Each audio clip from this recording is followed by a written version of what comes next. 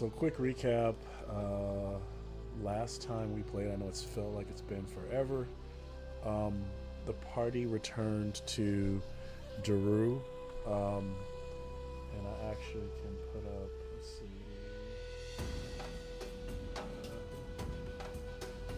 So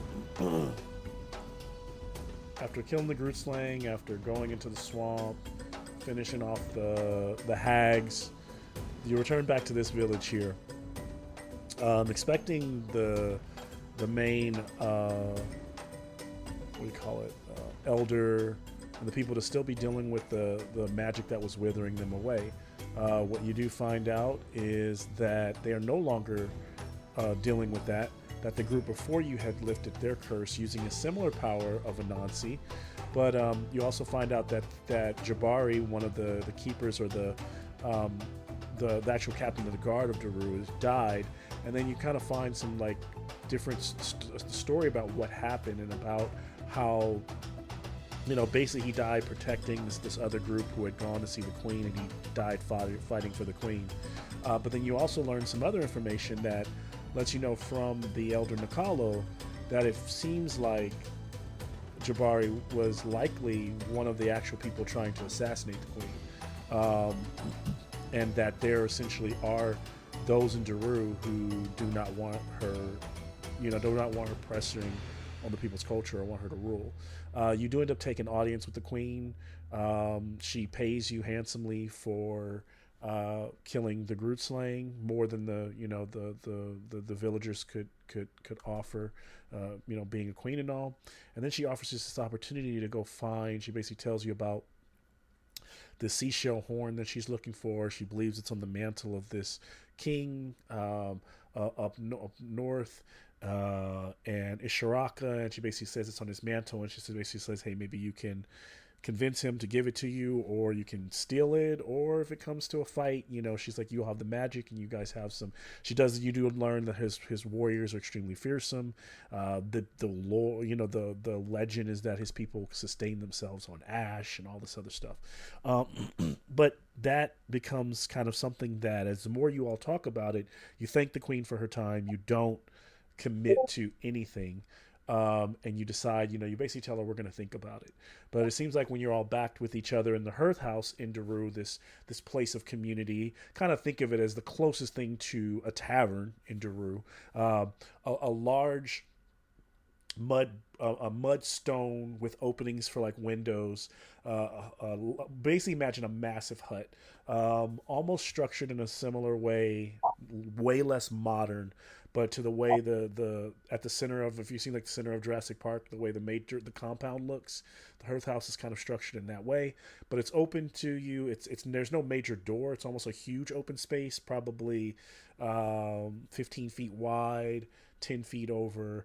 The ceilings are arched and dome overhead, maybe about 40 feet. There are these either like log benches or wood constructed benches, and sometimes even stone constructed benches that are around in a circle. The ground is mostly flat earth, just flat earth, stone, and dust. At the center is a large fire that's usually always burning, where people are sometimes cooking or sometimes telling stories around.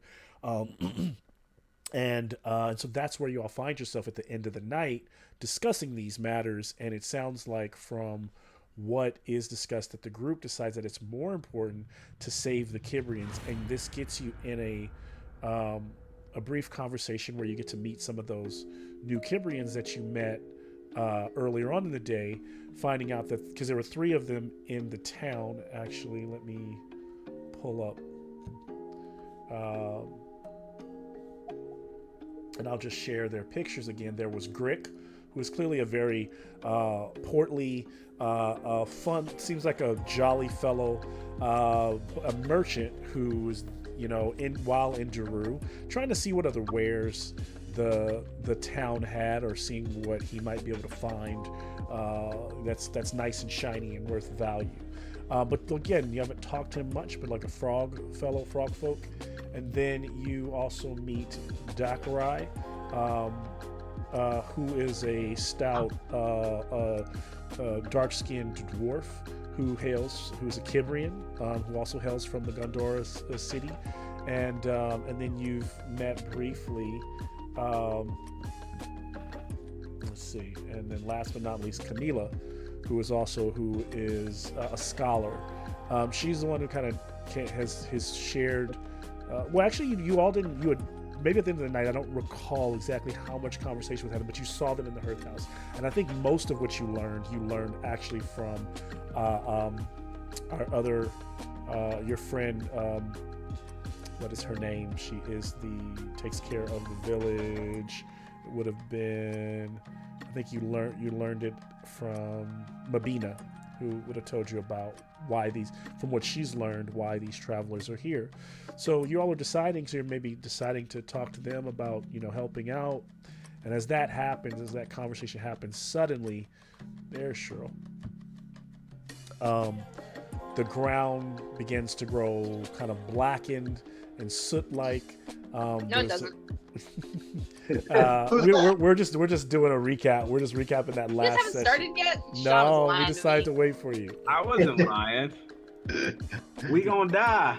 I'm just recapping how we got continue. here.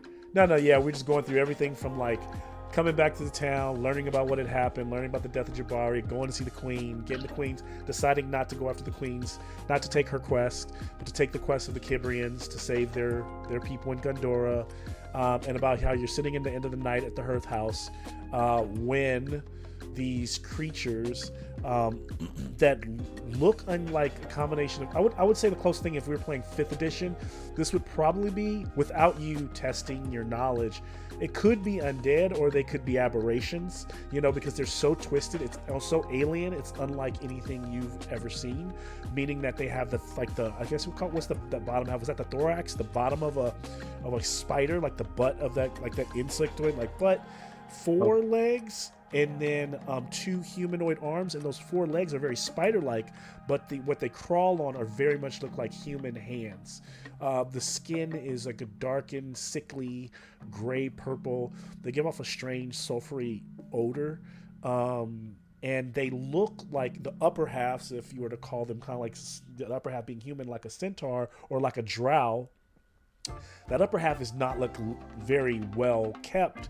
It looks decrepit. The skin is very leathery, and they have tattered leather and armor, that bits of armor that are still on them, and they are wielding blades. Like one is wielding 2 daggers, one in each hand, and the other is wielding a small shield and a small axe, and the other is wielding a very large great sword. And so these things come out of the ground, and then also these little dark spirits, like little like imps, begin to attack the other people in the Hearth House, and they began to, the other people who were there began to scatter and flee for their lives. Now, Judakarai and Grick and Camila stand their ground, and they're fighting, but they're fighting all those little spirits. So almost like think of it as 2 battles taking place. You could interact with that battle, but the little spirits are clearly not the major threat, as is these large hulking spidery beings. So in terms of mechanics, Dakarai and the other group, and even the little spirits, are not going to interfere with you as much unless you interfere with them in terms of how the battle mechanics work of this fight. And you can, if you remember, if you'd like to use one of the NPCs you can use them to gain a boon on a roll per action if you describe for me how you are, interacting with them in the fight in a narrative fashion. That's where we're at. Anybody if you want to add anything else, let me know. Otherwise, we're starting with a good old squabble. I'm ready. Quick note: the party I was at, Friendship. I told them I was leaving to go play D&D, but then they asked me like, "Oh, what class are you playing?" And I had to hedge and be like, "Oh, it's not really D&D. It's Dragonbane." And they're like, "Oh, it's D6, D20." I'm like, "It's a D20 system, but the ones are successes." And the script was lame. Go play. We need Dungeons and Dragons. And I'm like, I love you. And then I ran That's away. the way you described it. Well, it sounds like our Silly. party's better, so. Silly, yeah, silly face. Yeah. Skills high, roll low. I mean, makes sense. But I mean, They who- also liked us wanting to be mallards. So Oh, we yeah. also have some proponents in the English department here who want us to be mallards. I mean, it's funny because everywhere else in life, 1 is actually an extremely good number. Like, we always want to be number 1. You win as number 1. Nobody wants to be 20, if anything. Only in D&D. This isn't real life, Malcolm. I This is know. game. I mean, if I could be number 20 in the world at anything, I feel That's that. actually pretty good. Yeah. That's actually, yeah. That's I mean, amazing. yeah. Also, Again, congrats, depends- Jameson. I Congrats, hope everyone else told you congrats before now, but now that I'm here, congrats, Jameson. We did. Cheryl, you're so late. We all did already. We had a party and everything, dude. Like, Yeah. everything, bro. I gotta catch up. I gotta catch up with my Modelo Especial. Yeah, I had 3 shots. Stolen from the Did you ice chest steal as that I was from the leaving. party? Yeah. Yeah. I That's the sold way two to to do to my it. roommate. I always take road beers, man, wherever I go. Don't invite me over if you're not gonna let me take road beers, guys. So, if they didn't want us to drink and drive, why do I need a driver's license to buy alcohol? That's a good point. Oh. Yeah. Because the you states used didn't want a universal didn't want a federal ID, and so instead they needed a state system. And because we're a driver-centric country, Shut up, Cheryl. I love I had a this. state ID. I love this. I had a There state is ID. a I didn't learn how to federal drive. ID. It's called a passport. I didn't.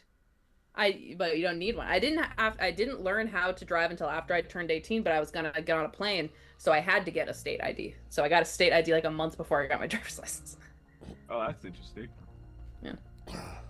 Anyways, So we're getting killed. We're dying. My skeletons are still up. That's all I got. Oh, how many skeletons do you have? Because I didn't put them on the battlefield. It's supposed to be 3. I thought I picked up 2 more, but I don't know where I wrote that down, so it might just be some shit I made up in my head. So I mean, but I definitely have my 3 original ones. All right, I'll trust that you have 3. I mean, you were gonna try steal some of what's his faces. I thought I remember I that. picked up 2, right? I don't know. I can't. I don't have proof, so I'm good. I'm good with 3. 3's good. No, you know why you don't have any skeletons here? You left them all outside. Didn't you leave them outside the village? No, because you don't walk them. You walk them into the village, into the room. Yeah, they came with me, right? All of our roleplay would have been very different. I don't know. Now I don't know, dude. I don't remember. Fuck. I'll allow you to call the 3 in. They just kind of climb over the walls or something. That'll be Sure. something we'll have to make very clear. And I know Yeah. it's been a few weeks. Let me know where your skeletons are at, and Just put them in front of me. A In my bone wall shield. of In skeletons. my bone shield. Operation Bone Shield. Yeah. I like Operation Bone Shield. Can I also be next to Jimmy behind the Bone Shield? I'm just a squishy boy.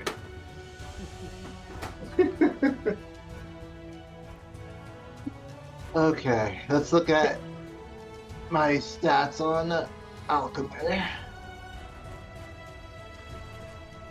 And let me add.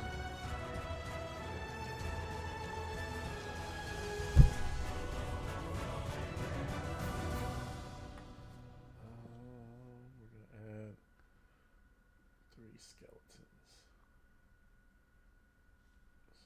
I got too much shit. I have too many toys. Said no room. one. I have Ever. no room for anything. There's just That's why I need toys. to hang. You hang your ships from the ceiling. Dude, I got shit hanging from everywhere. My wife hates this fucking apartment now because it looks like a toy store. Oh, I think you clearly have to have a talk with your wife. It's not called She's toy all store, it's kinds called of ass. awesome. Yeah, she's ridiculous. Yeah. It's an investment. It It's an is. investment. I'm like starting to hang shit all over my house now too. Am I asking my wife? No. It's an investment in my happiness. You know? My wall definitely makes me happy. I've been really enjoying building it up. Yeah. I wouldn't say I have too much. I have the right amount. It's for me. It's just 2 shelves. It's not enough. Oh, I got. I need to like fill my room too, my bedroom. Okay, so, to begin tonight, like again in the Hearth House, 40-foot hall. So Cheryl wasn't here for that. So about it's probably about 60 feet in a radius.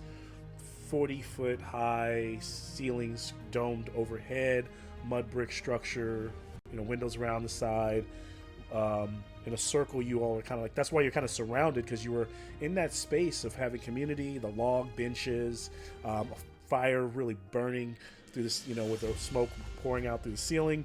Couple spaces in the upper parts of the upper part of the roof that you can kind of see the night sky. And then these things coming out of the ground, people scattering and moving every which way. That smell of sulfur as these drow-like creatures move. And then those very small, almost goblin size, some of them with wings, these like spirits or demons that are attacking the main group here. Axel, you're back. Pushing for, so basically that's the other group. That's just like Grick and Camila and those folks. This is where you all are, and you've got and then these are your major greatsword. The one wielding the axe and the shield, the one wielding the two daggers.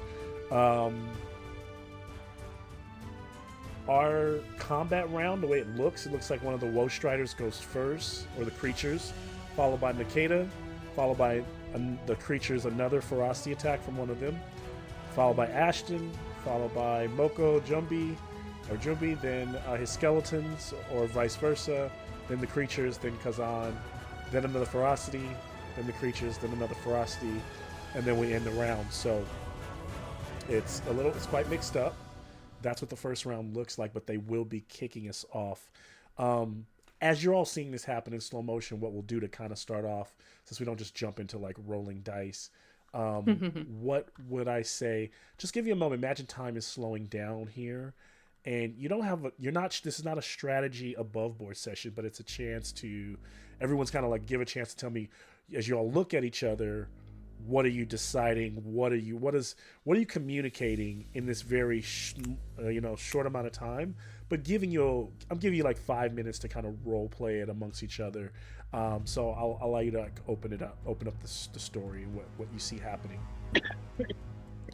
Kind of before the first move is happening, like this could be like what you all are thinking. It might be what you're calling out and saying to one another. It might be, I see, Jimmy, I can tell he's going to probably cast spell or whatever it might be, or Jimmy's like, this is what I think I'm going to do, just to get us going, break the ice a little bit. As we were chilling, Makeda would have been thinking about like, oh yeah, maybe jotting down in her journal like everything that happened, where they're going next, trying to frame and prepare for this next leg of the journey.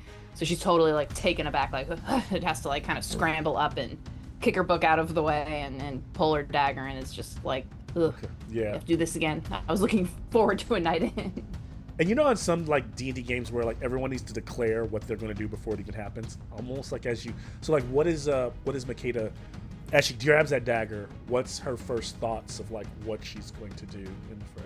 Doesn't mean she has to commit to it, but just like I think Makeda's a little bit more cautious of a fighter, so she's gonna see how the tide of battle starts out. Okay. Before she really commits herself to whether she's falling back or whether she's jumping forward.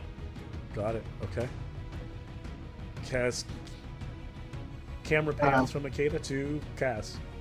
Well, I heard you talk, so I just... Oh yeah, so I didn't want to interrupt you. Kaz just took the Master Tanner feat, so he's kind of like just completely engulfed in like tying a knot and how to do stitching and such, like practicing. And then those things pop up, and he just drops everything and goes, "Oh!"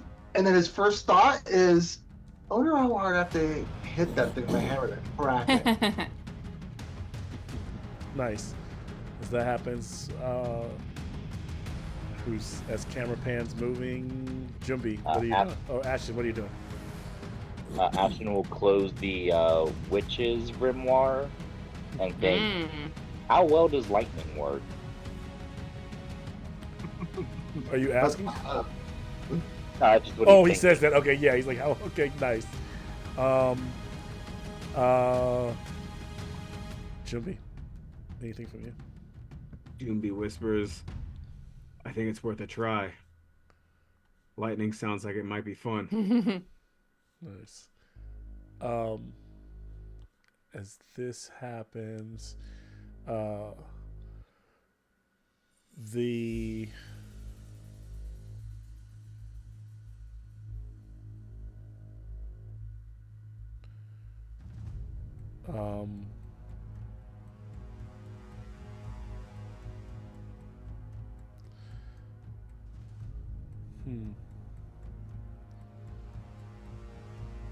Whenever Malcolm gets quiet like this, it worries me. It means he's planning on doing something devious. So for the first creature, as it kind of clamors forth, and I'm going to go in this direction. This creature with the axe and the shield kind of hulks for lumbers forth on those four spindly legs, half armor on the like a half helm kind of hanging off, kind of barely attached. You kind of see from under the helmet that it has no eyes. Like it's almost like if someone punched in the skull, there would be no socket, no nose. It would just be a gaping. It's almost like a gaping maw where the jaw is, no upper mouth. And inside of there is this swirling darkness, but it begins to lighten. It almost begins to look like the stars, twilight stars of a mini nebula, a mini galaxy existing inside of its face. And then it just goes, ah! It lets out this horrible scream, and this light emits out of it in a cone shape that crosses, putting within 30 feet. So putting everyone in this area, inside of it, in this triangle. So it's pretty much all of you inside of it. And you feel this, like, as it screams out, you feel a bit of a tingle, like a bit of a cold, like if you were to get chills or if the temperature was to drop dramatically. And this is a hot climate, so you feel the temperature, the cold on you, but you don't feel any effects for whatever. It does that, and then it steps forward to swing on Kazan with that axe. Are undead though, right? I would be able to tell, wouldn't I, Malcolm? Not necessarily. Actually, it's gonna move over to Jumby. It's gonna clamber, being just like spider-like. It leaps and lands behind. Because you said that, Sean. It's swings going that for axe Jimmy. down. Man. And as it swings that axe down, let me know if you can hear music. We will start tonight's session with our new opening. Oh, cool.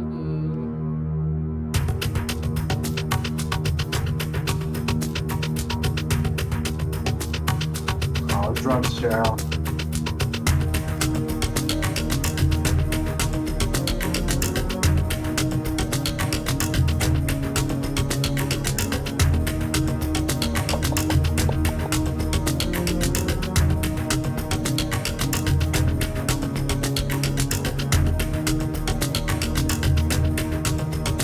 Oh, they look cool.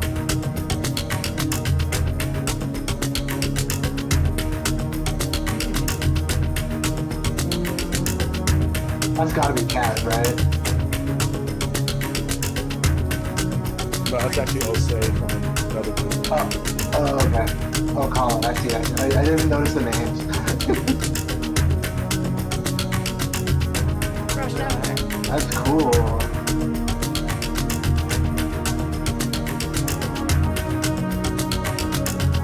Wonder who that is. Okay, so I know that guy. I know that guy.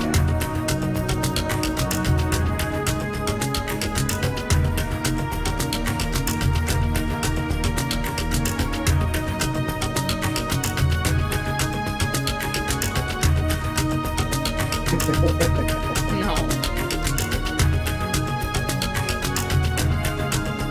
Oh, cool. Wonder who that is. Out with the whip. That's a cool one. I like that one. Oh, you need to pop that.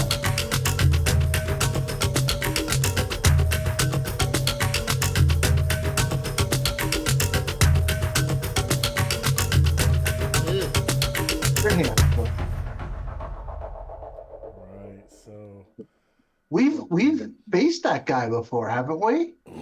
You have faced That's something the like smiling guy who keeps haunting. Yeah. He's been trolling us. That's the guy who's been haunting Jumbi. Stop haunting me. Yeah, Jimmy, you gotta take control of that shit, man. You can't just like Enough visions, Oh man, Jumbi. hope you're okay, Jameson. Yeah. Yeah, Oh, Jameson. I think it was the Whataburger, right? First time I've ever had it, so probably Yeah. not Dude, I guilty hate Whataburger, by default. man. And so that creature is going to attack. I will have to roll for this attack. Let's see. Got a 13. That is a success. It will do boom. Melee strike with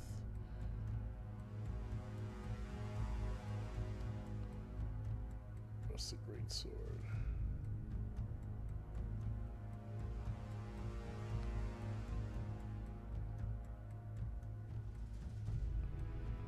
Melee attack with a feather pillow. Jumbie will take 12 points of slashing damage. Jesus Christ. And whatever your armor can negate. If you... Big oop. you're wearing armor, right? Big oof. Yeah. Yeah, I bought you. Didn't I buy you? I bought is you What is it? padded armor, right? How do I Quilted know armor. what? How do I go? How do I know what it negates? You have armor. It's whatever Cheryl's is. I think it's 1, right? Yeah, it's 1 quilted armor. Quilted So armor, 11. Oh, okay. 11 damage. And it's an axe, so there's no. Well, yeah, it's an axe, so there's no special like defenses there.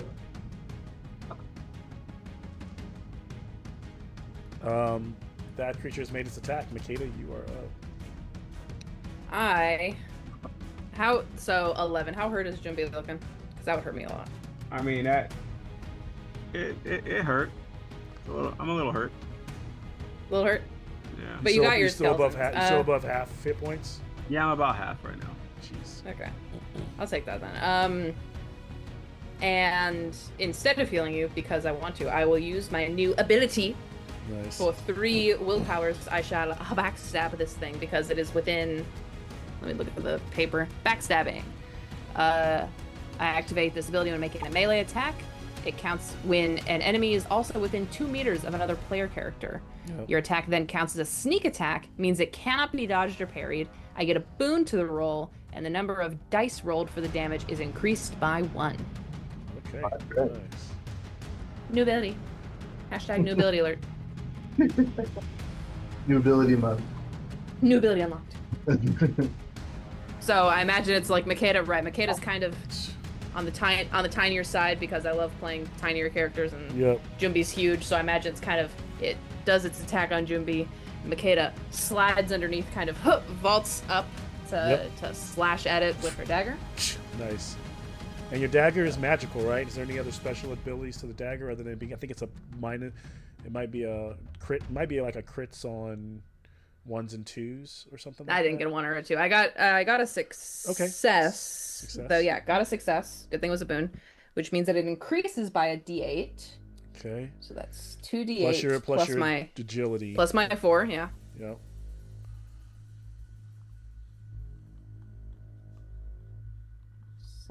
16 points Nice. of damage. The creature has. Knife. Someone's been practicing their stabbing. You know, you have to live up to the sharpened knife. You know, you have to make yourself worthy of the sharpened knife. That's actually a pretty metal line. I'm gonna steal that for something. I'm gonna keep that.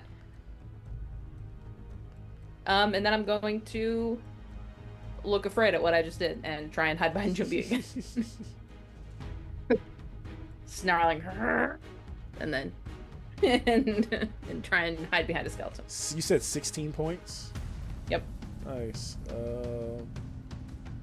Okay, it took a lot of damage. So I imagine so you can kind of you're stabbing it like sound like when you flipped over and vaulted over some of the folks Or in your ducked way, under. I imagine it's more like kind of like slid under. Yeah, I slid between Jumbie's legs, slashed at this thing's hamstring, Yeah. and then tried to back roll away. And you cut like right on the tendon of the leg, but also into like the bottom of the body, so like all this like black ichor is like spilling out as you like roll out of the way. Gross. And it's like a lot of bodily fluids, not on you, but falling out of this thing. It's like you can tell that was a very deep gash. So I'll say this: as hurt as Jumbie looks, so does this thing looks just as hurt. Nice. The creature will then. I'm learning, Kaz. Makeda looks to see if Kaz saw that she just did that. The creature will take its second strike out of defensive nature, where it could strike down Jumbie, but now it's swinging that axe violently towards Makeda, trying to cut her, and it will make a strike. With this. Oh, 16 fails. Ha! All right, so cling, so its axe slams into the dirt of the ground as Makeda rolls right out of the way because it was still close. Bing, and then it couldn't parry, so the shield is practically useless in this moment. Good shit. And then we move to Ashton. Alrighty. How close are the enemies together? They're pretty spread apart considering. So you've got like there one's right here. This one's all the way over here, about maybe 5, 10, 15, 20, 20, about 30 feet over this way. And then this one is maybe 40 feet behind you. So they're in like unless what you have is some kind of area effect that will hit all of it, they're like in different corners of the arena. And I said there's also little black imps. Yeah, they're kind of like in the background, like scaring people, running away. Like, I mean, if they're caught in an area effect, they will be killed. They will be probably destroyed. They're very low hit point creatures, especially against magic. But Hint, hint, magic users. Alright, so I think I'm gonna run towards, or not run, but move towards the Old one man axe hobble. shield. Yep, old man hobble. And attempt lightning. All right. I think okay. So moving, when you say move, because you could do that lightning from here. You got more than enough range, unless you're just moving to get kind of in the fray and cover yourself a bit. Yeah. Okay. Yep. Make it more target rich environment. Gotcha. So it's not necessarily me by myself in between two of them. That is an 8. That passes for animism. So the willpower is consumed. You feel yourself say the right words, and then you feel like the last word that you're supposed to say is like someone snatches the word right out of your mouth.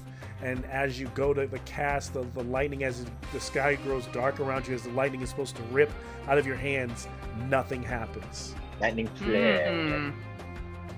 Give me a Granddad. Give me a myths and legends, or you can give me myths and legends or a languages check. The myths and legends is 14, languages is 16. Let's go with languages.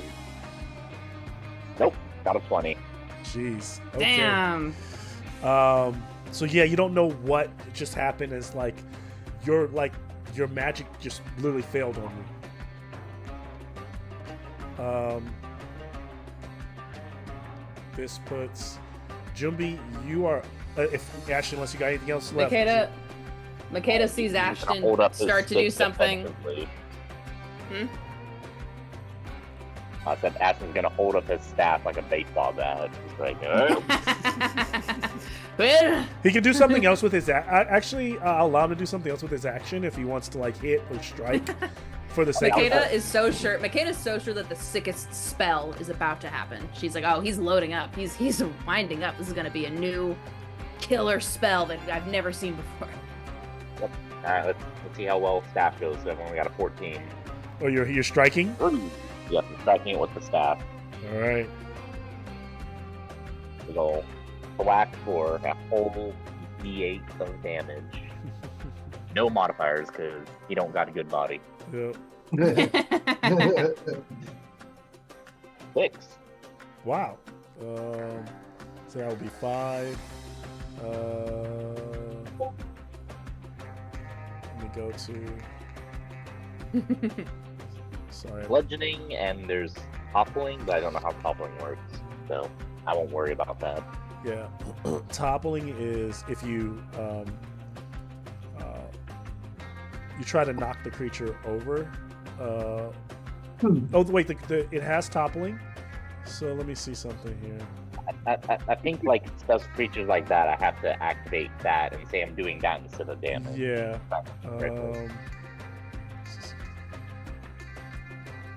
But I'll go with this to music. damage. So the creature looks very hurt, We're at the beach. very close to being like extremely hurt by this whack. Is just like hit it across the face. I don't have my Dragonbane book up, but I recall thinking that I think toppling. I remember thinking like it's kind of crazy, but I think toppling you don't have to declare it. I actually think it works. The toppling replaces your attack Yeah. because it's like a special action if you have a particular type of weapon. Let me see. Yeah, Like with my sword or my hammer, I can, instead of attacking, I'm gonna topple, and I think it's willpower, and no, instead of drawing damage, I would knock prone for the next person. Yeah, it's good because when creatures are prone, then everyone gets a D6, gets boon, and gets an extra D6. Yeah, when they hit which is the creature. essentially like Kaz's whole battle plan Dang, we should do that with more the often. hammers. I found its weakness. It is stick. Everyone gets sticks. I look at my hammer, which is on a stick, and I'm like, I mean, one could argue. where are Yes. we at? Yeah, so then the creature, it is an oppose roll, so you're toppling against their evade number. You get boon to the attack, and the attack counts as an action, but not for your opponent. So yeah, that's toppling. Okay, cool. It's really good because like once you topple a creature, then everyone's doing extra D6 damage. It can be really good. Okay, so damage done. Creature still hanging in there. Ashen's gone. Jumbi, you're up. Can I direct my 2 melee skeletons to push past me and attack this thing? Yeah, So what? you have 3. Do you want 3 or just 2?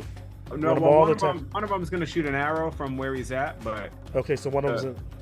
the two. Well, they're all in melee range. This thing is like right up on you, unless they're gonna. Oh, he can't back up, right? He to can. take that off. They were ones. There's actually 2 of them that can back up because they're right in front of you. These 2 can back away.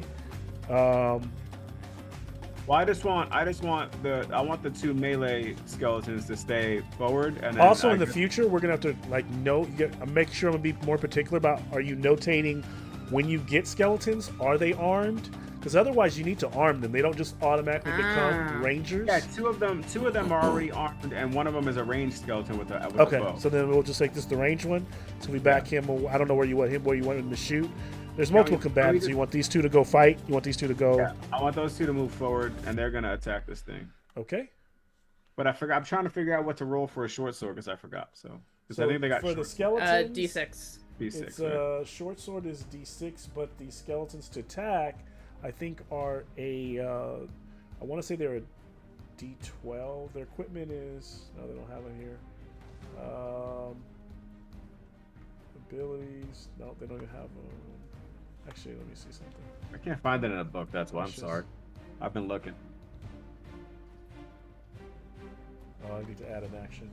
So in the book here, skeletons. I'll say the most basic skeleton I'm going to find that's armed. I want to say it's a sword 12 to strike, but let me check. I'm just gonna check on my kids, and I'll be right back. You got it. So they are a movement 8, which is 4 spaces, studded leather. So they have armor typically 2, 8 hit points, and short sword 12, and a D10 damage. D10 damage. Okay, so I gotta roll. Two D20s. Each would 20, score and on a 12 or under. Yeah. Let's do.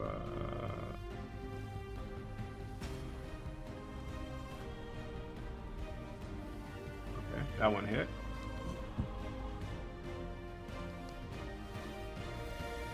Both of those hit, and Nice. then D10, so 2d10. All right. Get him. Damn, D10s. Yeah. 8 damage. Okay. That one's dead. So the other damage is going to really carry over.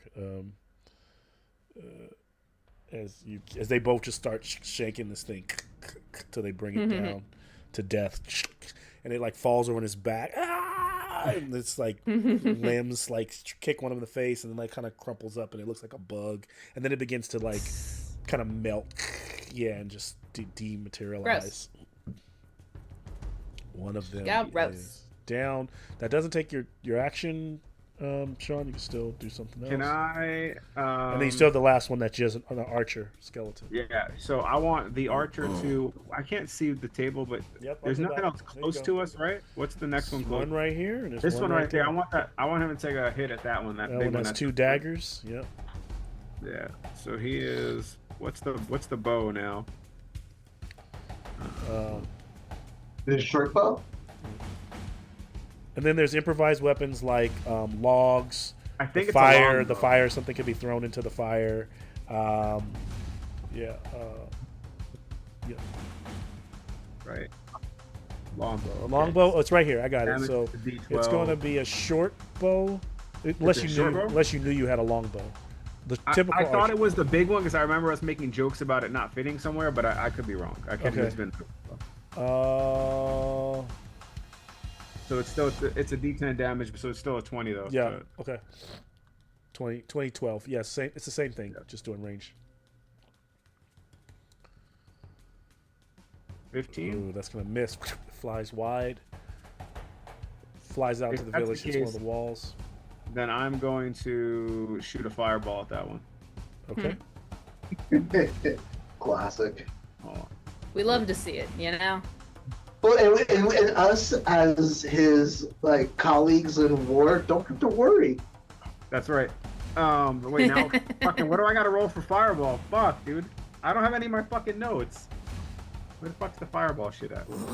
Why you ain't got your notes? I don't know. 'Cause Well, I my- can. While you look it up, I can pull it up for the Did you next learn round. elementalism? But go ahead and burn 3 willpower, and as you call down Yeah. the fire, as it whoops into your, kind of forms in your hand, Fire. like you feel like as you say the words, almost like someone again snatching the words out of your mouth and blowing them Oh, out, damn it. and it That's extinguishes right in your hands, Oh. and you lose 3 willpower. All right. Shit. Well, Or I didn't- not 3, but I think there's 2. Unless depending on where you cast it at. I think it was gonna be 3 because I would have casted it 2, right? So that's 3 willpower. If you upcast it, is it James? Is it +1 for every upcast, or is it +2 for every cast? +1. +1. Yeah. Yeah. So it's 3, Pretty right? sure it's +1. But the initial 2 for the spell level. Okay. Yeah. You can give me a languages or a myths and legends check. Me? Yeah. Let's do.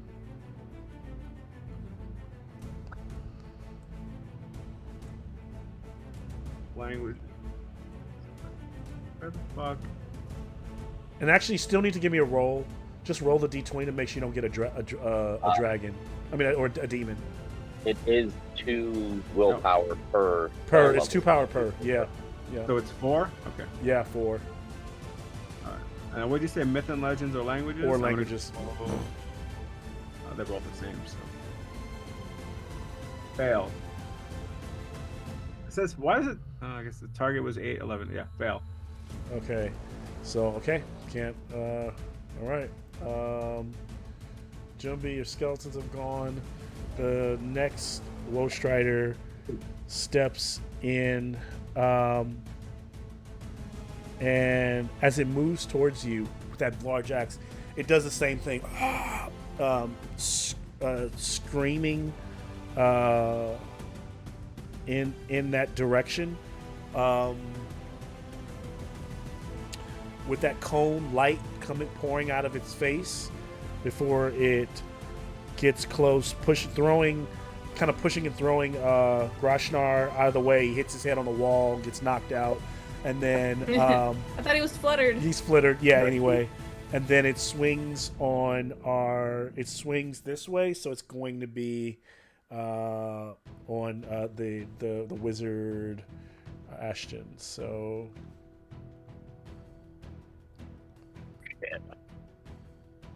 that's a 5. That is a hit. It's 2d8.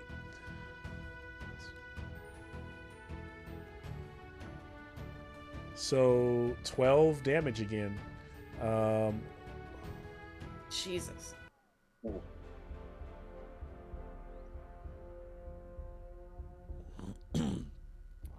Is he alive? He's alive. So Okay. kind of ducks Shout out, the Grandpa. blade like he used to, like using all of his, his might, but being an older fellow and needing to move to get out of the way of a blow that would like kill him otherwise. He just ends up kind of taking a slash across the shoulder as he gets out of the way of being cut in half.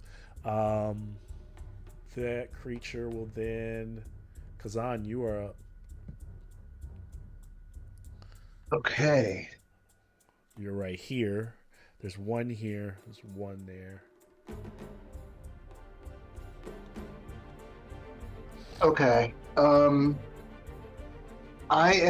Kazan is just gonna kind of start cackling with his hyena cackle. He's gonna activate dual wield. This time, instead of pulling out his ornate hammer, he's gonna pull out the magic sword as a secondary weapon, and then he's gonna rush in to The magic sword. Yeah, I got a magic sword. Okay. Do you know what it does and all that? Do you have all the information? The only thing it really does extra from being a sword is it can topple if I needed to. Got it. But then don't your hammers topple already? You gave it to me. I don't know. Okay, gotcha. So it I'm was just doing it for theatrics. I think it's going to be. it was a magic sword. Magic sword with toppling. That's what it was. Yeah. When I look yeah. at you guys' inventory, it should be there. Let's see. It would be group inventory, the Wisp Lantern, Was it the Nagul? Nagulu sword. Yeah, it's just mastercrafted. It's not. It's mastercrafted magical, so it crits on 1s and 2s. It's not toppling. No, it has toppling, but it crits on 1s and 2s. So are you going for a topple or are you going for a slashing attack? No, I'm going for slashing. Okay. I go to fight.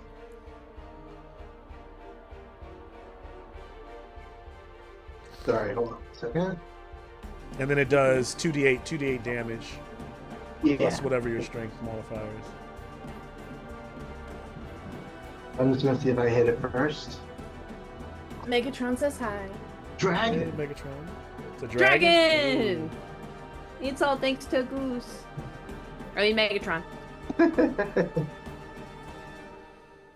No, he's purring. Yay. All right, I'm just getting my d8s out. No. Here's those. Okay.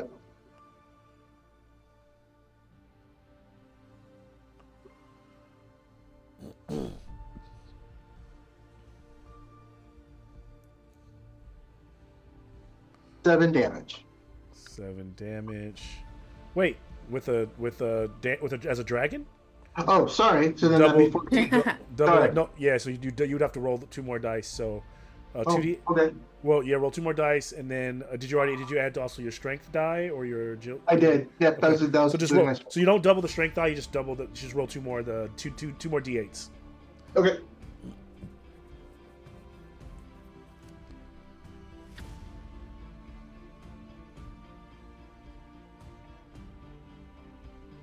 So 7 plus 17. 17 total. Yep. All right, nice. Again, Nice. Imagine dual wielding. So you activated dual wield. What did that do for you? So that that is I only attack my offhand weapon, which is the sword. Okay, so you don't get the second attack with the dual wield. No, because I activate it. Because you activated it, you said? Yeah, the way I read it is that I activate it and then I can still attack with my off weapon for that attack, and then next turn I can attack with both weapons. Oh, I see. Got it. That's the way I read it. Let me check it. Yeah. Magic. I believe you, but I just want to learn too. No, no. So, I want to know if I'm wrong, if I read it wrong too. You're like, if I get another attack this turn, hot dog. Well, I know it. But the way I read it, I only get one attack on when I activate the. When you activate it. Dual wield heroic ability can only be used if you wield one-handed weapon in each hand. Strength requirement of the weapon in the offhand. Okay. Activate the ability on your turn in combat, then can perform an extra attack with the second weapon. Yeah. The second weapon is done. Add a bane. Okay. You decide in which order to use your two weapons. You can use them right now. So both of them right now. Yeah. So this second weapon now, the hammer is going to be at bane. Okay. It never says you have to wait till the next turn to make the attack. Cool. I like that. I'm gonna roll the bane now for my hammer. Pass. Bring the hammer down. Hammer. So I do hit, and I actually have this one. I'm gonna. Oh.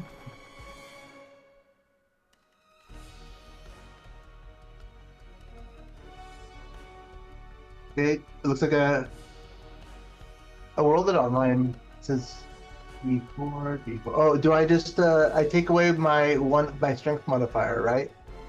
It might. Oh, this thing messed up. No, I'm sorry. Okay, I'm doing the real attack here. Sorry.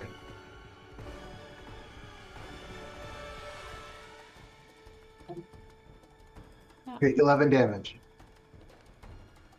It doesn't say you lose your strength die. 11? Okay. 11.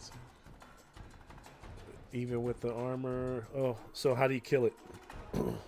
Hey. Okay, so let me see here. Okay, the first thing I want to do is go for one of the legs and just cut one of the legs right off. And then as it comes down on that leg, just go up with the hammer. Nice. All right. I was gonna say, because you know how it blasts the light out of its galaxy mouth, it just goes through that and you shove the hammer. It's not gonna head explode. I'll remember that for the next one. We got one more we can do that with.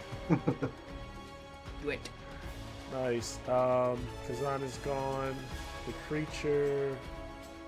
Wow, I like this ability a lot more now. Damn, that would have got his second ability, but it's dead now, so...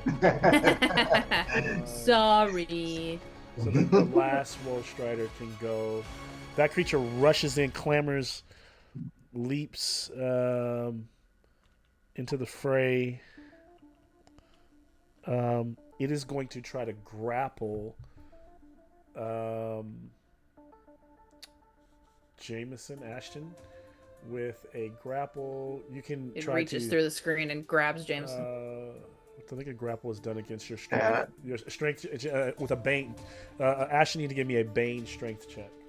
I got a 2. Hitting it with that stick really offended it. It's contested? It's a contested roll. I may have rolled a 2, unless I rolled 2 1. You have to roll a 2 to beat it. Ooh. But it's that bane, so a 17 and a 11. Yeah, no, that ain't happening. So it grabs the weak wizard. I mean, like weak from a standpoint of his frail body, and picks him up like with one hand, kind of like just daggers him like into like the cloak, and like kind of like picks him up, and then that open face in the mouth, like that what he called the maw, it starts to like suck his like absorb his like magical energy. Jameson, you take 6 damage, not hit points. It sucks up 6 willpower. Touch, not touch. And it will move into this corner with Jameson grapple, or Ashton grapple, let's say. So it's like kind of feeding on his willpower, like leaps into the corner. Grandpa! As this is Grandpa, happening, no. the other group begin to spread out as they fight off, and they kill off some of these little like shadow creatures. Some of the other folks who are like running and like locking themselves inside their home. The fire begins to burn brighter. We will start round 2. Let's see as we redeploy cards. All of the NPCs will go to the bottom of the deck. So they're just there for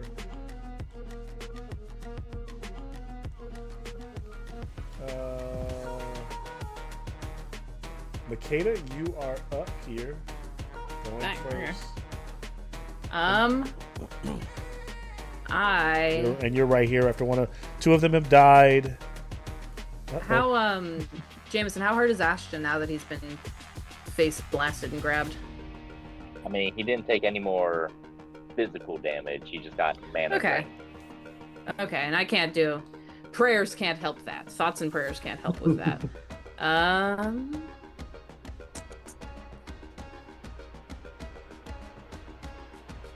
Now here's the problem. It's the same problem I ran into when I was playing Demetria at a certain point where I'm like, I could hit him and do a lot of damage, or I could try and heal people. Hit him. Hit him? Jameson said hit him. I'm hitting him. Before it takes another turn, yeah. Okay, It's about to take a turn right after this. Which, yeah, hit it. okay, whichever one is about to take a turn after this. Well, is the one who's about to take a turn right after this within? There's only one left. So it's the one holding Ashton. Yeah, it's the one holding Okay. Ashton. Grandpa! And I run up on my neck. And because he's within, I'll do another sneak attack. So that'll be another boon roll Nice. that can't be parried or blocked. Okay. Okay, success, but not a dragon. For 2d8 plus 4. It's a pivotal moment. This thing, Rolled and it's like, and now it's like it's sucking on energy, like it's raising the other hand with the dagger. Rolled you like- can tell in a second rolled it's gonna start to stab him. And Rolled like trash though with a 7. that's a success, right? No, I mean I got a success. I do 7 damage. 7 damage. Oh, 7 takes 5. Damn. Sorry, 6 damage. So that's the first time it's been hit as you're stabbing into it, and it's like you kind of hitting some of the exostellar portion. Carapace. So it does carapace. Yes, thank you. And so it only does a little bit of the damage. It's not at the maximum that you want. As that happens, the creature will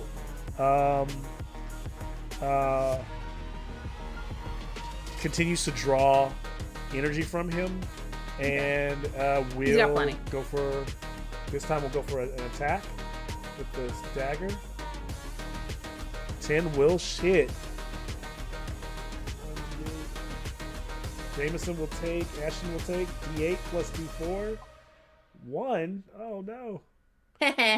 Plus 3 points. If 3 I roll points like of trash, you roll like trash. 3 points of stabby damage. That's like he's just cutting him slowly, you know? Yeah. Well, doesn't Grandpa also, and then he also has quilted armor, no? I think he does. That won't help. It won't help for stabbing? I don't think so. I think a quilted armor is only good for bludgeoning. Oh. And then it will attack again. Hey. I think it's the metal armor that is Scores exerted with either slashing or piercing. I can't remember which one. 5 Grandpa. plus. So the second attack does 6 points of piercing damage. He's still grappled. If you die after telling me to attack him, Jameson, I'm gonna be so mad at you. Second death. Sorry, I got a phone call. Nope, I'm still up. I'm at 3 hit points. Nice. Hey! Good. I'll get the surgical tools out though. And AARP. then it now it will climb the wall up into the Damn it. rafter as it continues to feed. Hey, This will Where's be. Groshnar when you need It him? is moving away from Makeda, so it will need to make it evade. Am I able to cast magic? We'll find out. probably not. Oh, I wonder if it's just because so far attacks on them haven't worked. I wonder if you did like a stone pillar that wasn't aimed at it would work, or if it's just any magic that happens in their vicinity. So the other two did the kind of blast. This one did a completely different thing. So I am going as it climbs up. It needs to make an evade roll of. Let's see. I think I have my move right here. Of 12. That Oh really no! doesn't. Sorry, I wasn't supposed to roll 2. Let me roll that again. Oh shit! Well, that's a failure. So, Makeda, you get a free attack. All right. Oh. My one friend, when I told her that I was playing a Hyenakin, she gets D&D. At the party, I told her we were playing Hyenakin because Malcolm wouldn't let us be mallards, and she called me a furry. And I just had a vision of her pointing at me as I just made that noise I just made. Shout It's out, always my Amanda. joke is that all the new age tabletop players are furries secretly at heart. You know, I've known some very nice furries in my time. Yeah, I have no hatred towards the furries. They're wonderful people. I'm not making any derogatory comment when I say it. It's just funny, everybody. I think I can count. I It's just think with I can. love in our hearts. It's funny to call people who aren't furries. Yeah. Love in our hearts. I can count on my hands in the past like 5-6 years how many players have like animal heads. I mean, how many don't have animal heads? It's like everybody has. Aren't the majority of the ones in this game now between both of our sessions animal Yes, people? the animal people. Yeah. This is your the Jungle Book game. So because it's not a sneak attack, it's just a normal attack, right? Yep. Okay, success for my knife, barely, Okay. but so just the DA 11, 8 All plus right, 3. so 11 points. So that'll be 10 points. Can I? You can tell me no, Malcolm. This could just be flavor for the attack, but if you want, could I say that as it's trying to crawl up this pillar, I like stab the knife into the carapace until it catches, and then I hang on to the knife so I go up with it? Since it got a demon, I'll give you a free acrobatics check, and if you succeed, then yes. I'm coming with you. Failure. So you don't go up with it, Nice. but it only goes high. So because of the demon, it only goes Makeda halfway goes up, up like, the 3 wall. feet. So it's still above. It's not within melee strike range, but it's not like Damn. 40 feet up high. It's probably about half that. It's about 20 feet on the wall. Makeda So- sits up from the mud and looks to see if Kazan saw that too. It's like you stab it and then you slip, like the knife gives way as it slashes through, and you like fall down, and Icar comes I out. can try and make it look like I did that. As you're Is that- falling, all you see is Kazan go. Kazan, this is your yeah. What do you do? Okay, so he's 20 feet up. So Kazan can't jump up there, can he? To attack, a jump attack, kind of. would I mean, be- to reach him. if you're trying to launch yourself, jumping in might. Otherwise, I have another idea to hit him. But that does more damage, I think. So I wanted to try that first. Let's see here. If you get a demon and throw a hammer at the old man, I can't throw a hammer. I don't have the ability. I checked. I had think, my- can a hammer be thrown? I think it. Yeah, if you have, there's this a heroic ability that lets you throw small one-handed weapons Um, to like the distances your strength. I think. I think you can always throw. I think you can throw it. I think it just makes it easier to throw. Let me see. Let me look at the actual weapons, because when we go to gear.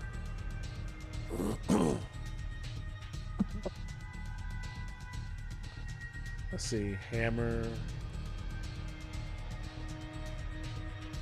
I have a hammer, and then I have a war hammer and a sword. Oh I yeah, have a- the light hammer. A light hammer and a scimitar. Yeah, it Like that. says now. It says subtle weapon can. Yeah, it will tell you if it can be thrown. So those cannot be thrown. So yeah, you need that ability. You're right. I think it was the dagger that could be thrown. Yeah, and then Okay. we've got jump. Was I looking for?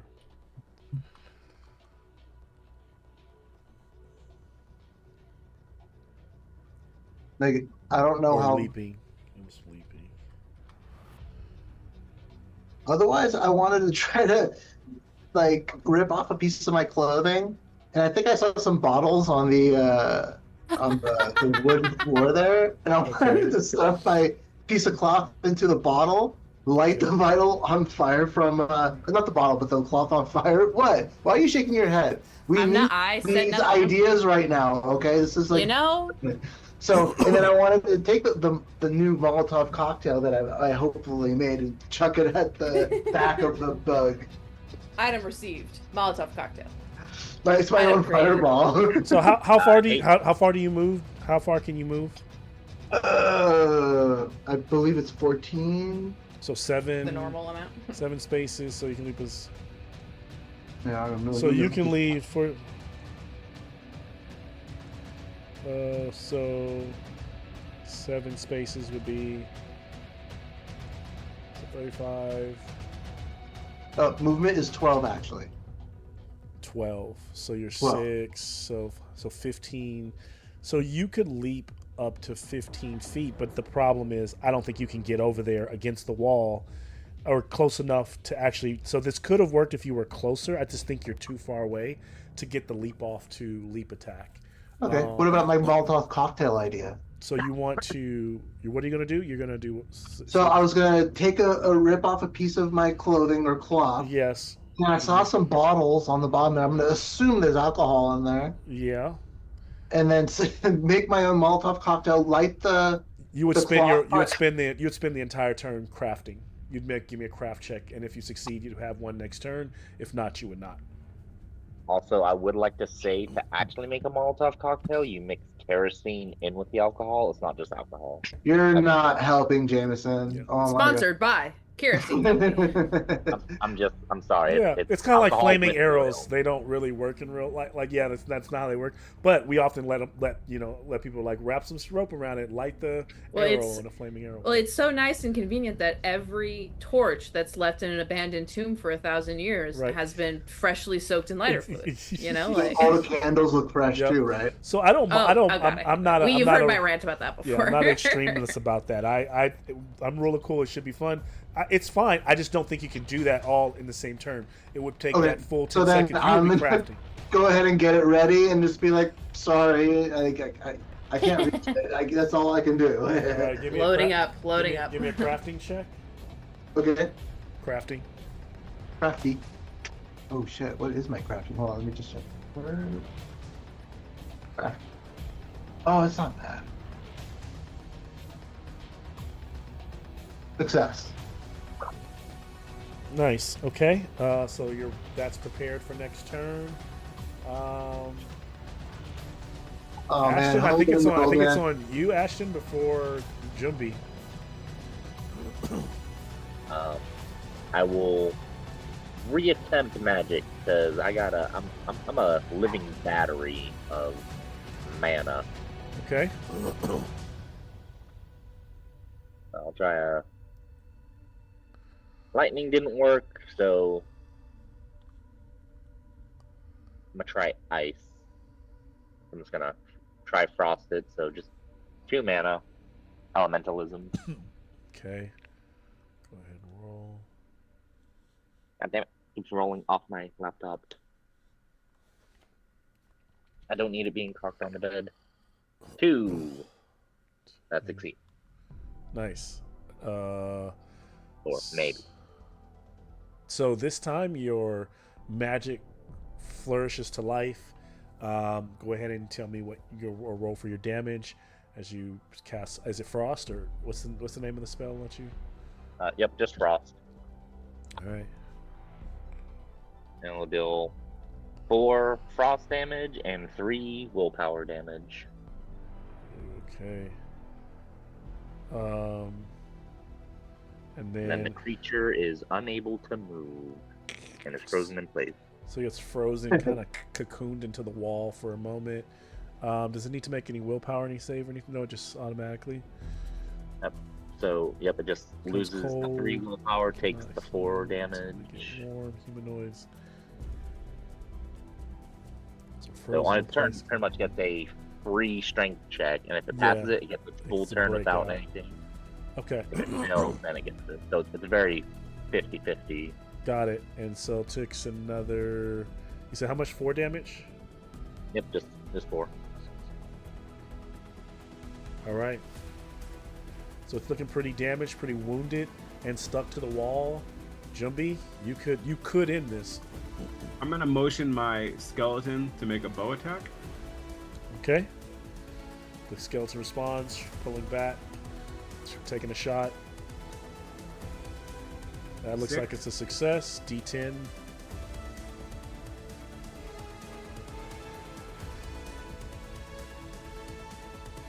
One damage. What fucking?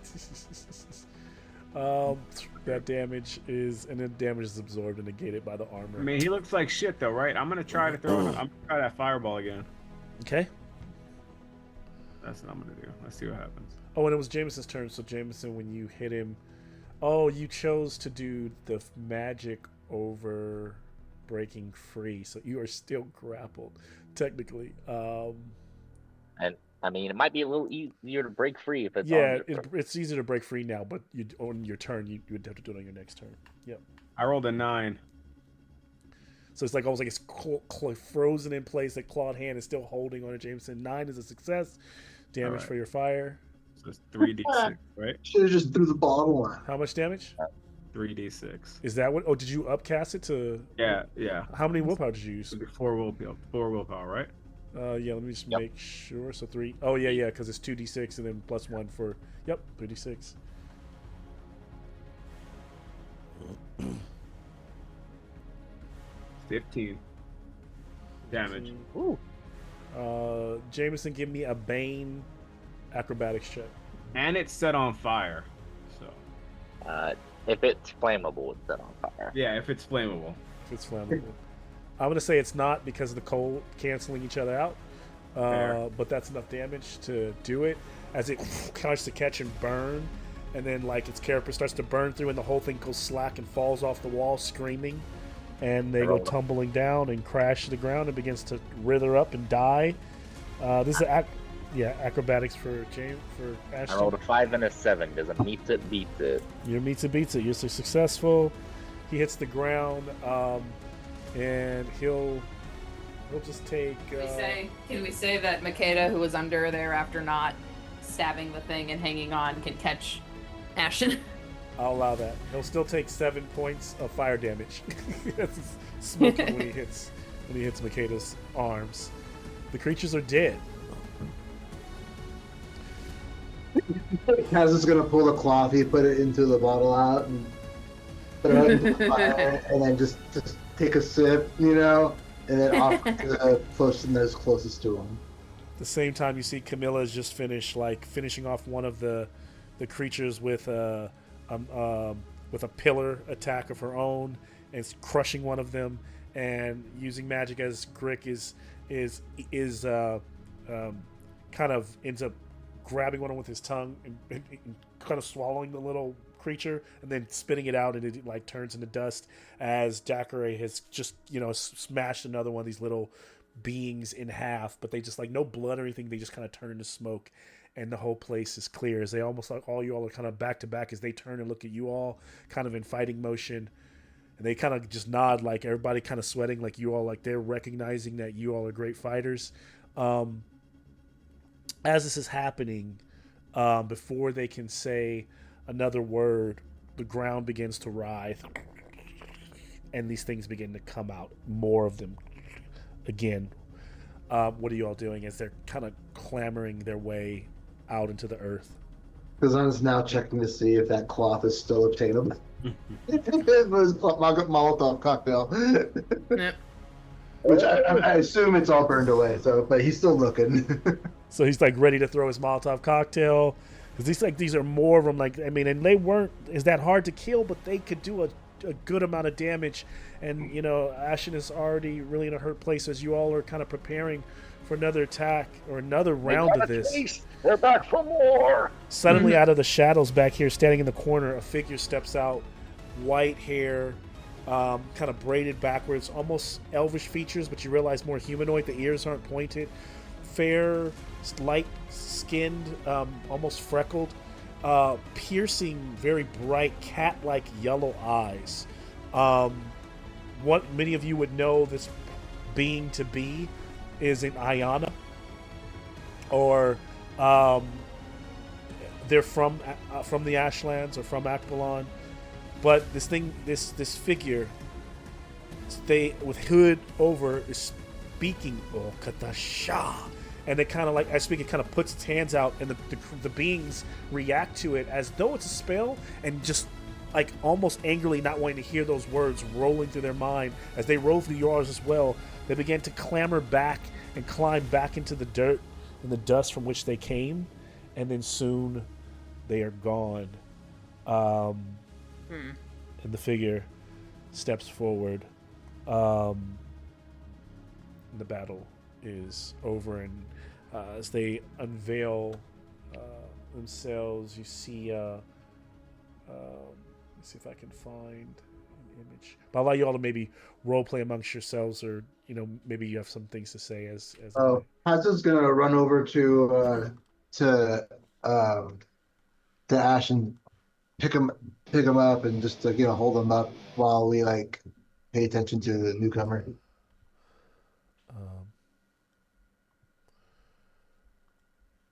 You were talking to who were you doing that with? Oh, to Jameson. So he's gonna run over to Jameson to pick him up and those some good moves, old man. Yeah. So he says, Ashen, how are you responding? You didn't hear the noises?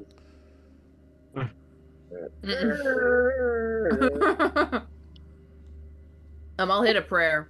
I'll hit an out of combat prayer for Grandpa. Grandpa needs rest.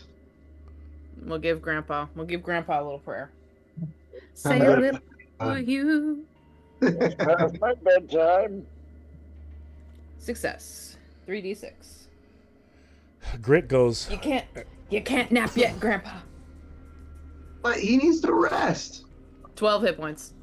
Not with that concussion. Oh. No more concussion.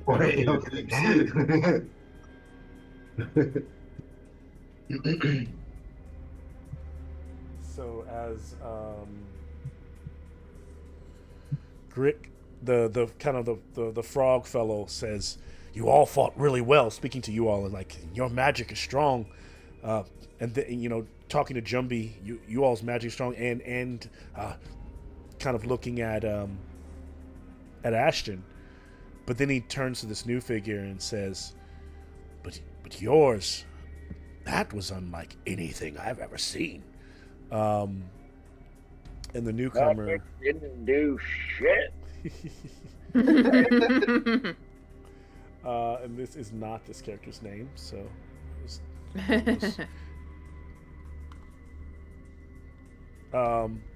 Question mark. And so the creature just says, or the figure, they say that was not magic.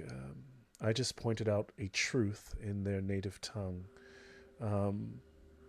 And he bends over, and you realize that Grick has lost his satchel that's full of his wares and some of his jewels. And he's like, he suddenly realizes he's got his jewels and his all over the ground and some of his gold. This guy. And the figure who's standing there, picks up, kind of looks at this amethyst that's dripping with some fresh ichor. That's the Christian. He kind of wipes it off, and Grit goes, "Whoa! That's my best stone. You've earned it as a reward. It holds more value than than my left nut." And then he just kind of laughs and chuckles it off, and the figure is holding the stone, and then looks at it and says, "Yeah, you peddle nothing but trash. I'm searching for a stone that once belonged to my beloved Viridia, and that is why I intervened. And then he just That name dro- Viridia, they does that ring any bells? I don't think so. He drops the stone back in the dirt, and then looks at you all, and you know, some of you might even the looks of this newcomer, this wanderer. Some of you might see them as a woman. Some the look is hard to pinpoint. We love a almost gender androgynous in fluid there. king. Gender fluid character. Yeah, and so he says, yeah, I'm looking for the stone that was once owned by Viridia, and he just kind of leaves it at that as he kind of looks over and realizes, kind of wiping the dust off of them. And what are you all? I mean, anyone can respond here. Studying this person. Viridia, I'm Narrowed looking eyes, for sniffing.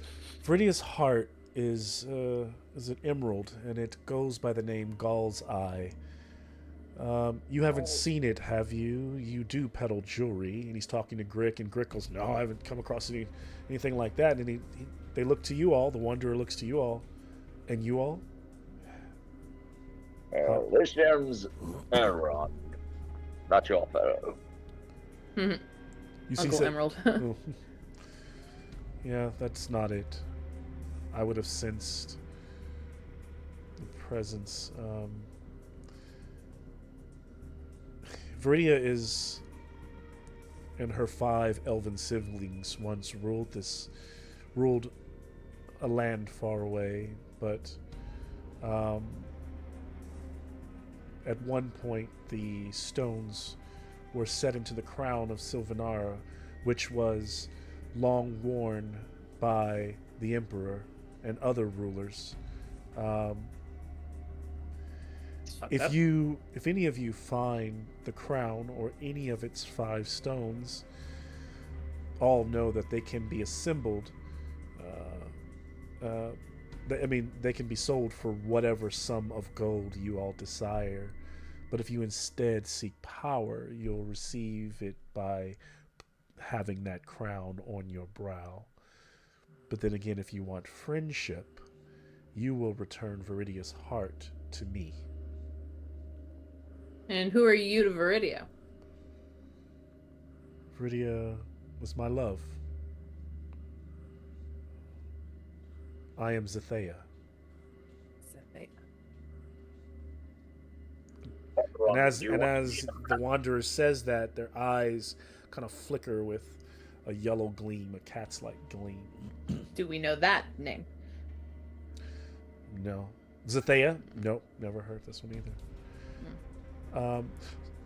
So, have I understood correctly, says Grick, are these valuable stones really lost without an owner? This beautiful wanderer just kind of looks at with a blank stare and responds, well, the defiant Marigal stole the Sylvanara crown, at least it was said, when Barathon and the Cataclysm came, and more than almost 1,000 years ago, and spread those stones across the land, so that no one knows where they are anymore. They say that the loss of Sylvanara is what caused the fall, the true fall of these Ashlands. But I only concern myself with Viridia. I have no desire to rule or wear this crown.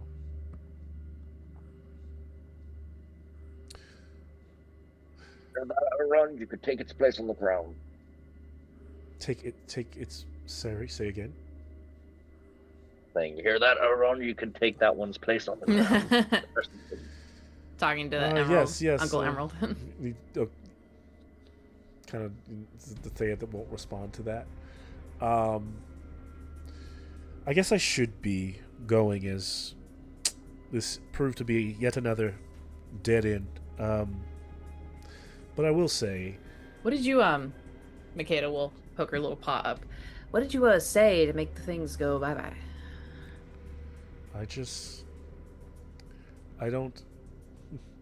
think exactly what I said would be very hard to translate for your comprehension. Try me. Sorry, not in the mood for a history lesson, or a language for that matter. I'll just say this: it is the deep speech of the beings that exist. The black speech of Mordor.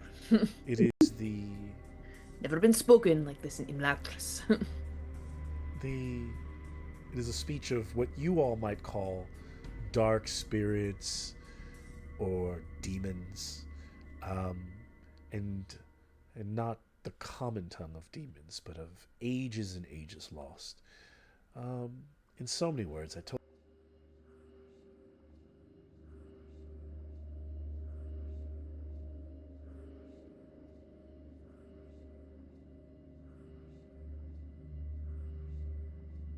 You're muted, Malcolm. Hello? I heard a and then his audio went out. Yeah. Once again, you're very faint now, Malcolm. I hear you, just not as loud as you were before. It's symbolic of the entire conversation that was going on. She was speaking truths that we could not hear. Elves. Elves in there not liking or not believing in my intelligence. Yeah, it's just my bad. My microphone is just shitty.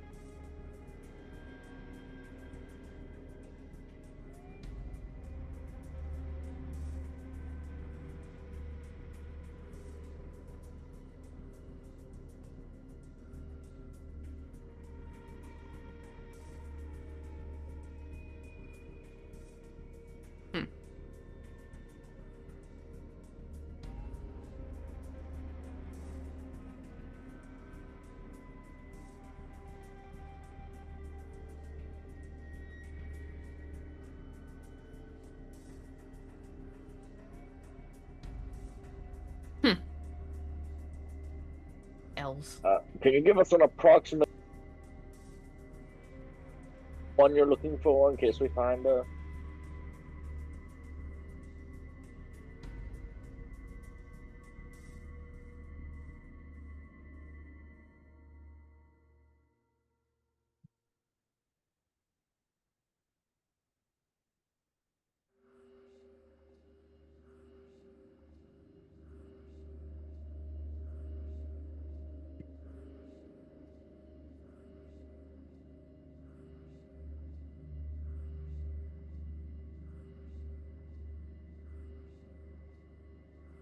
I mean, you being an elf would probably know that it is, because you basically, on the ways that they are speaking, you're clearly coming across that this stone is elvish, and likely a being that it turned to stone that Zathea is looking for.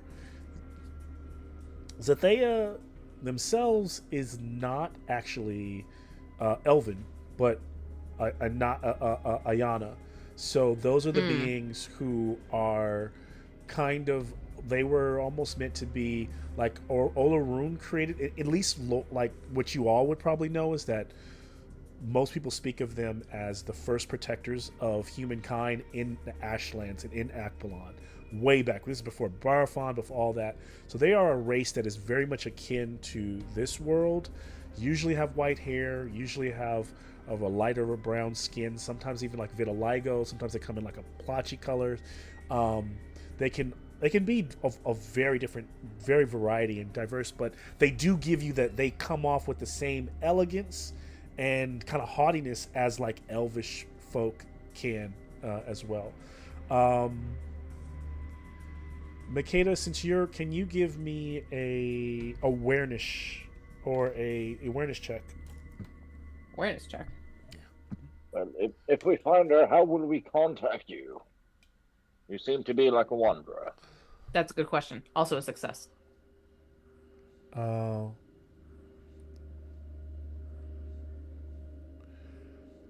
success of Zathea says, that is good. Well, periodically, now that I have been in your presence, I will check in from time to time. Creepy. But if you plan to seek me out, you will. Let's see.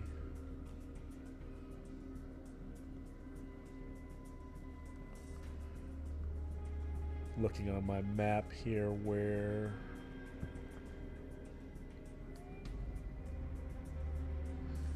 so I'm gonna put it on the map, but they speak of an old dwarven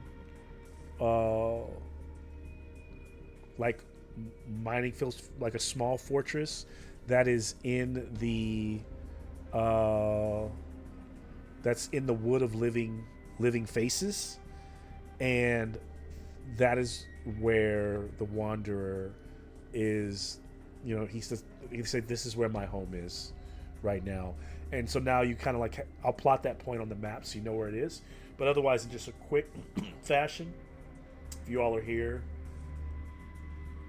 they would be, the wanderer is saying that they're using this as their abode. That's where we killed the Groot slang, right?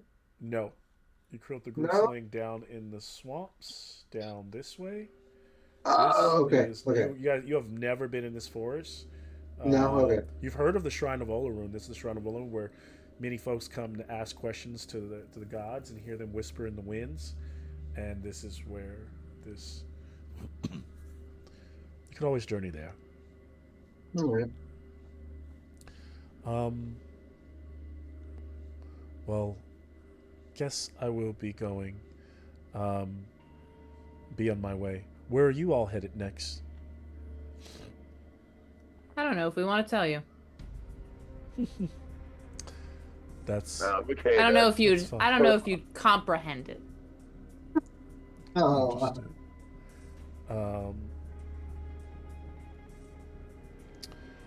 There's no need to be so haughty, Mateo. Makeda it is, and they Makeda glares at Ashton for giving away her name. the wanderer puts their hand out, although for almost for you to put your hand in theirs. Ah. And as your hands touch, almost like in a curtsy to dance, you know, they kind of almost like a slight bow. All of you see Makeda just disappear, like she goes up in like smoke. You Makeda appear standing somewhere on these highlands. It's in the middle of the night. It's cold. You can see all of the stars, and you can see the silhouette of this castle in the distance. And there's this strange, almost like twilight, like a reddish hue, even though it's night, coming from almost like if the sun was setting behind the castle seems to glow a bit. I just wanted to let you see my power. I only overheard you speak of where you may be going, and there, I think that is Kibria or Gondora. It is a cursed place right now. You should be careful. The curse has gotten worse, and you should be weary that. Just make sure that the souls that in killing the soulless, you don't lose your own souls yourselves. And then, like in a huge boom, you're back, standing right there in front of everyone, and they release your hand very kindly. I hiss. Yep. You all have a Ears good night. back. And Burst Zathea spikes. begins to walk away into the darkness. And then, Makeda, you hear that, like your ears perk as once the Wanderer is out of sight, you hear that same, like as though they teleported her. And it felt like what just happened, it felt like it was almost a vision. It felt dreamlike. But when you confirm with everyone around you that they saw you disappear, it confirms that you actually were there.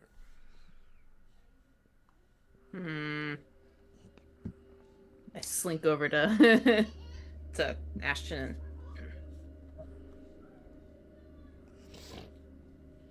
This is Thea. This is Thea. I'll transport you places. Looking for an emerald. I'm Thea. Comprehension. She starts scribbling angrily. Kazan's just gonna sit in front of you and just look at you and be like, "You don't look hurt. I was worried. Don't you go threatening other powerful wizards again." Trust me, I will not be threatening powerful wizards because they suck and they transport you places that you're already gonna go. Oh, and to add to, you would make that awareness check. So the awareness check was to, so Makeda knows, from the interaction that you just had, that Zathea is not what you just have a feeling it's not exactly what they say the they cat are. eyes, and Yeah. the Ayana thing. I'm like, something's going on. Yeah. So I'll leave that at that. Like, could So then, sorry, Malcolm, go ahead. no, that's it. Oh, okay. Kazan's after Kazan like gives you a glaring look when he's done, he's just gonna kind of deflate a little and be like, "So where'd you go?" Well, they took me to the Highlands, showed me Kibrian, and it looked kind of not gonna like looking around and as if making sure that Zathea isn't like listening in. It looked kind of freaky, and they gave me some advice. You know, probably evil advice because they suck. But they said naturally, yes. But it did look pretty freaky, and it did look kind of cursed. They say that specifically they said, and I don't think they were being metaphorical. I think that they were being very literal, that if we're going to kill the soulless, be careful we don't lose our souls ourselves. And I don't think that was like a metaphorical, path of revenge, dig 2 graves type thing. Okay, well, it didn't sound too absolute, so I mean, maybe there's a way we can get around this warning. Does seeing that kind of illuminate more for us what we already heard is going on in Kibrian? Yes, I would think so. You can hear me. I know we overheard those guys and we agreed to help them, but yeah. Does this like match up? Does this reveal more? This matches up. You almost get the feeling that it might be that the different kind of the different type of curses that have befallen different they might be different. It may not be the because they're exact dealing with same because they're dealing with the storyteller curse. Yes. They're dealing with. So where Daru was more like I'll be right back, oral guys. tradition that they were losing, Kibrians were losing the ability to read their sacred texts. Texts. Okay, books we're and going. texts. Yeah. So books and sacred texts and scrolls specifically for Kibrians is what they were losing. And as Camila is like, so you saw our homeland? But you did you describe what you saw, or Makeda? Would you have described Probably once she prompts that, Makeda will go from this is talking to the family, it looked creepy, shorthand. Once an outsider inquires, that's when Makeda enters storyteller mode and kind of paints a picture. It's metaphorical, kind of embellishes a little bit, like maybe in the moment she didn't feel like what the weather was like, but she'll invent goose flesh under her fur kind of stuff, like just really painting a picture. she's terrified by this. She hears this and she turns to Dakurai. Dakurai's like, when we left, we've been gone too long. It must have gotten worse. We should leave soon. First thing in the morning, like, because what she starts to describe for you is that when they left, it was in the early stages. So all this stuff about like the castle glowing kind of red and that kind of like awful feeling of dread.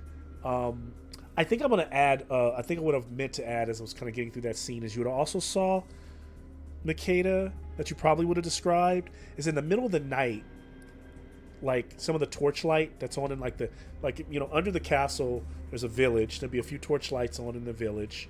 And so you would see faintly what looked like the silhouettes of bodies or people, but just standing around in a very unnatural way.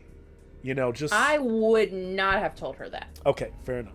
I would have kept that for Jumbi specifically, but for the family more broadly later. In more private settings, I would have been like, hey guys, by the way, I didn't want to freak her out too much, but... Sorry, I'm getting a cough. This is terrible. Oh. Wow.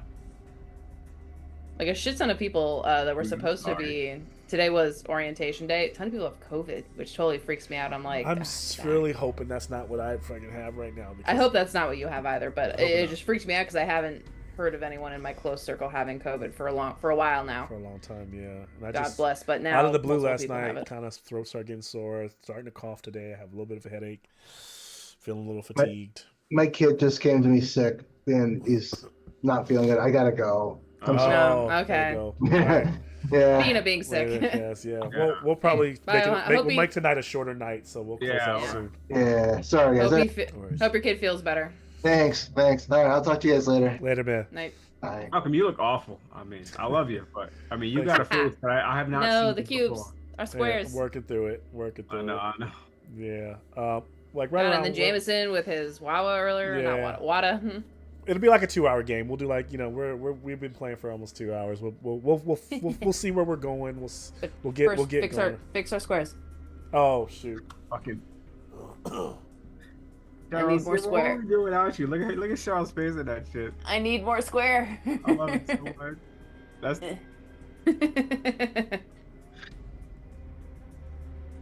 Hilarious. Sort of like shark. I love it.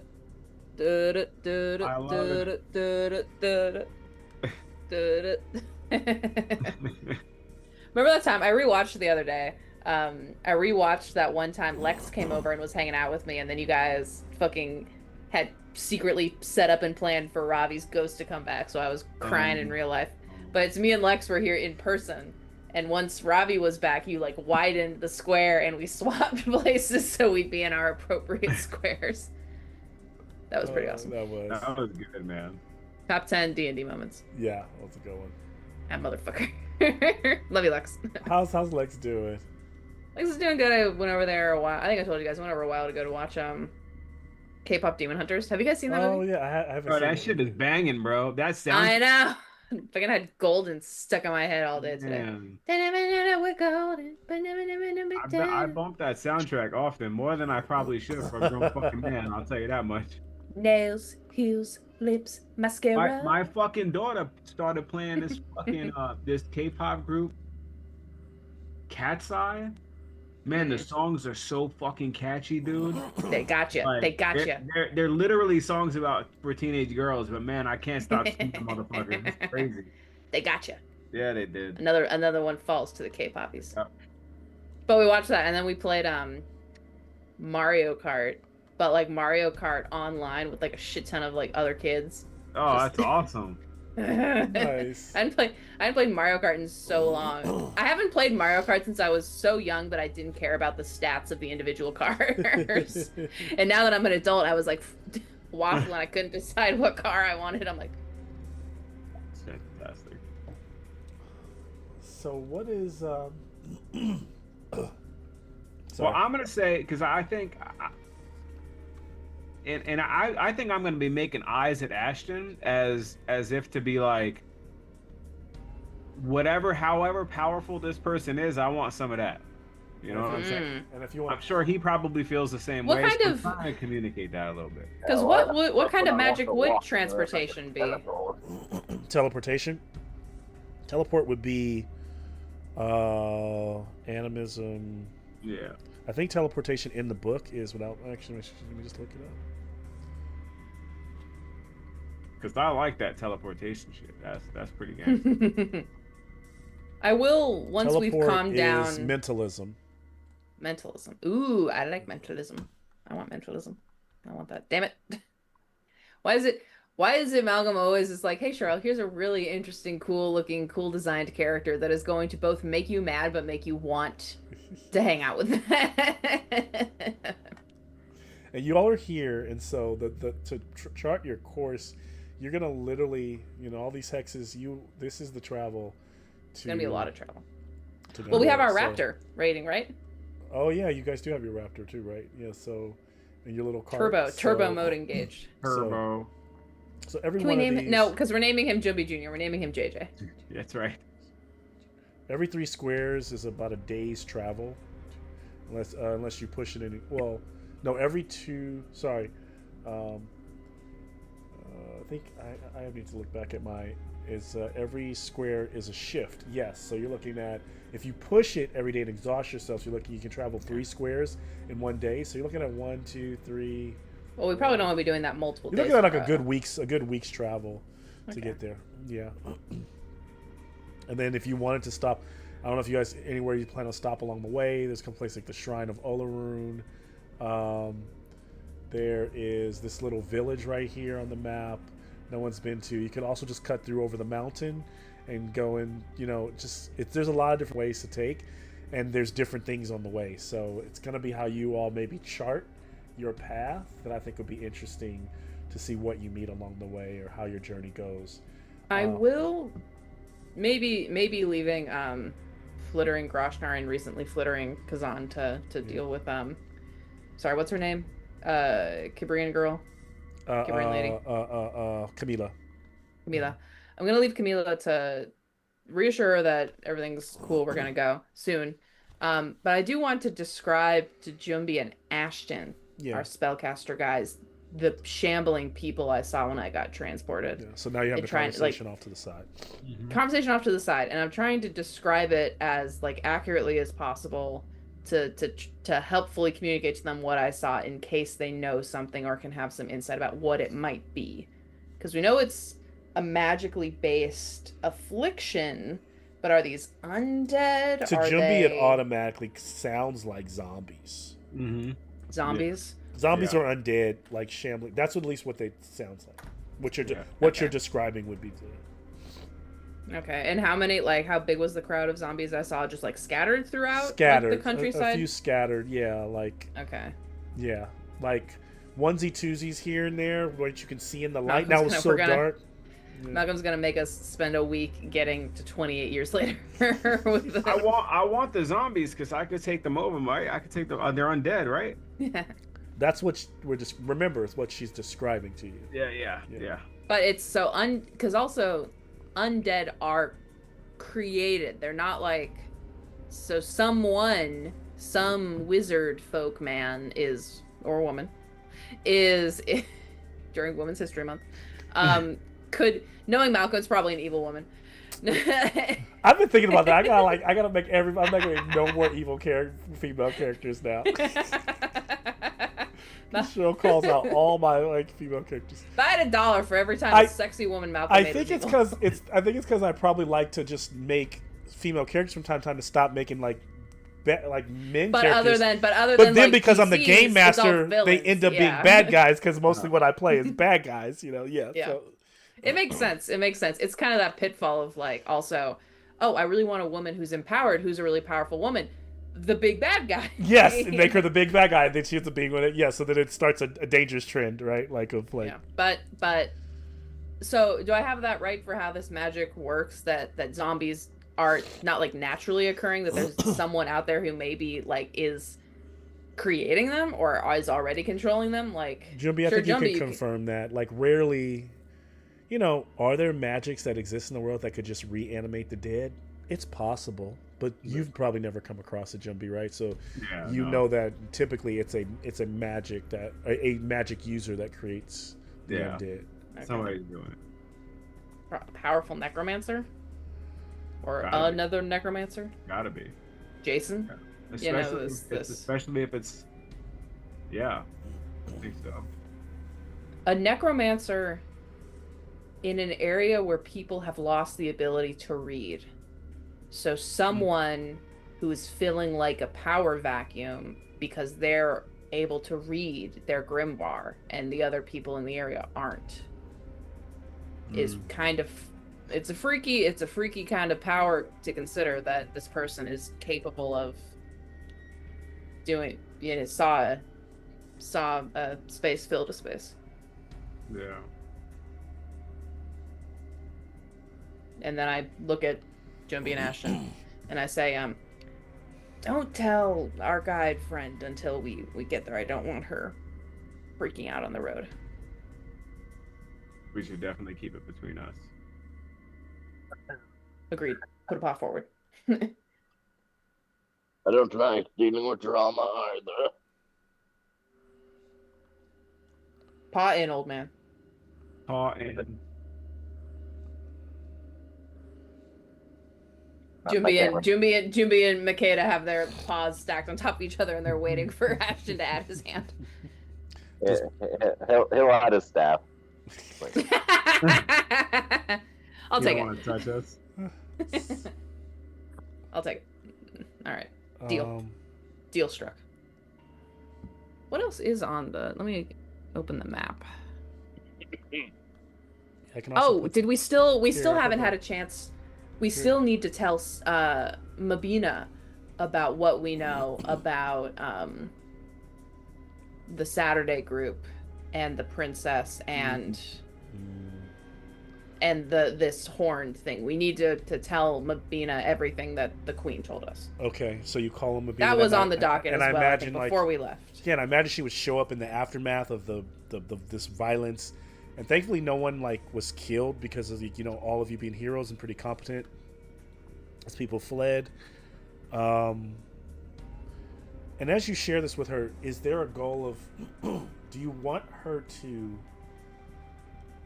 Are you just telling information as straight as possible? Telling her the information as straight as possible because I'm concerned for her that she's part of an opposition faction in a place where she may not be aware that the power balance may shift. If the Saturday crew comes back with this horn, we don't know what the queen wants with it, or we don't know what it's going to do for the queen, but we know that the queen is aware of the situation and that Mabina needs to be up on the info. Knowledge is power. We want Mabina to know everything that we know. She's very thankful, and she goes, I will meditate on this. And so Mabina is very... Honestly, I'm taking note of that because now she knows that information. She's never known any of this. Tell her about... You get the feeling, though, this now, the way she's reacting as you share it, that it's making her see the other group in a different light, possibly. Okay. And maybe in a way where maybe now she needs to feel like maybe she needs to not maybe distrust them, but she needs to look, be a little bit more concerned. Because they weren't sent. We were sent after this horn. They were sent after something else. Something else. Okay. But we were told what it was, weren't we? You weren't. Wasn't I? Let me check my notes. Was it?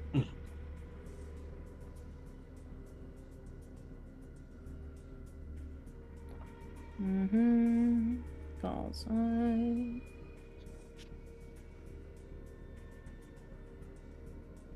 Damn it.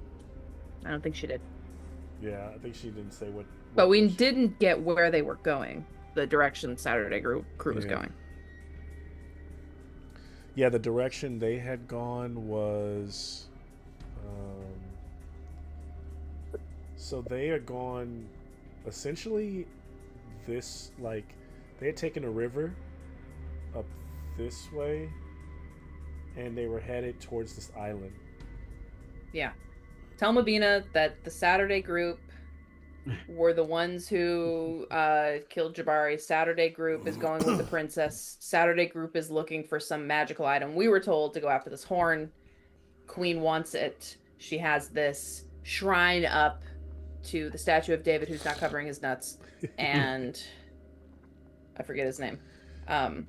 Everything that we saw, we ate. The Yep, food we ate, the drinks we drank. Mavina gets everything. And that is the god Shine. One hand, them 6 arms, one hand covering the eye. Covering one of everything but the his drunk. mouth, 2 hands outward. The open sockets or like eyes in the hands.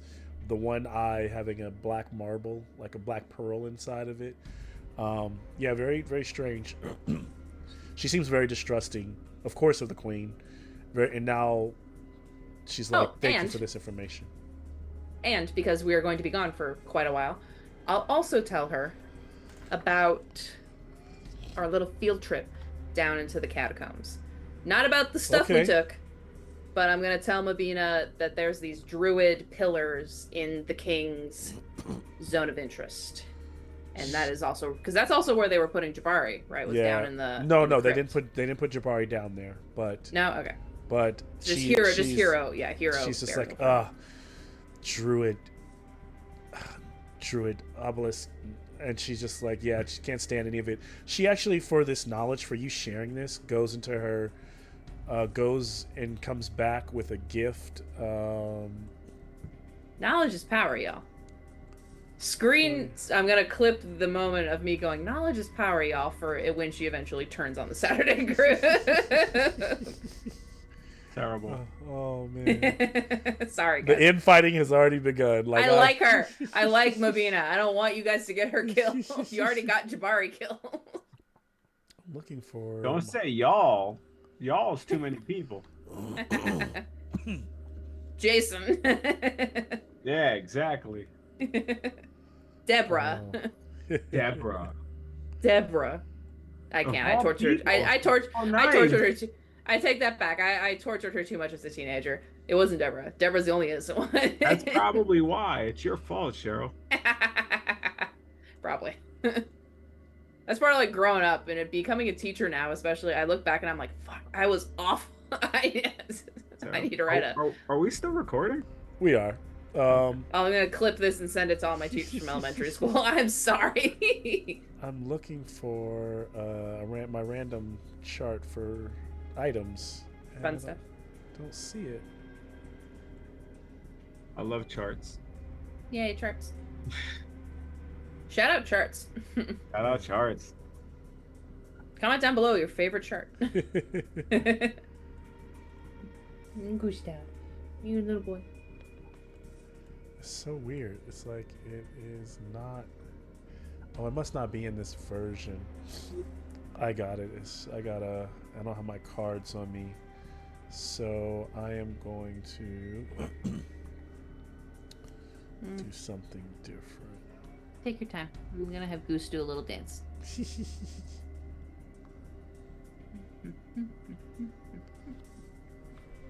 You put your right paw in, you take your right paw out, put your right paw in, and you shake it all about.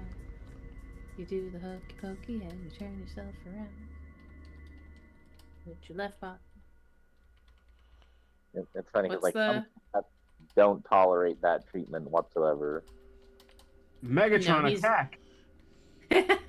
Look at that You're- fluff ball. Carmela, come here. Look at this fluff ball. Hold on, let me pin Cheryl. Hold on. Pin me. Look at this cat. Look at that fluff How do you do the ball. Macarena? It's like 1 Maca 2 Maca 3 Macarena. Cheryl, roll a Oh, d20. Roll a d20. Yeah. I love it. That's a cute cat. 13. His name's Goose, but we call him Megatron because that's his real name. That's his name when I play D&D is Megatron. His name with the boys is Megatron. Here, do you want to see? Wait, so I'm pinned here. Goose. Oh wait, come Oh. here. Look at this chonkers. Look at this chunky chicken cat. Look at this dude, man. Oh, He's purring. oh, I love him. he's such a floof. Poof, rubbing.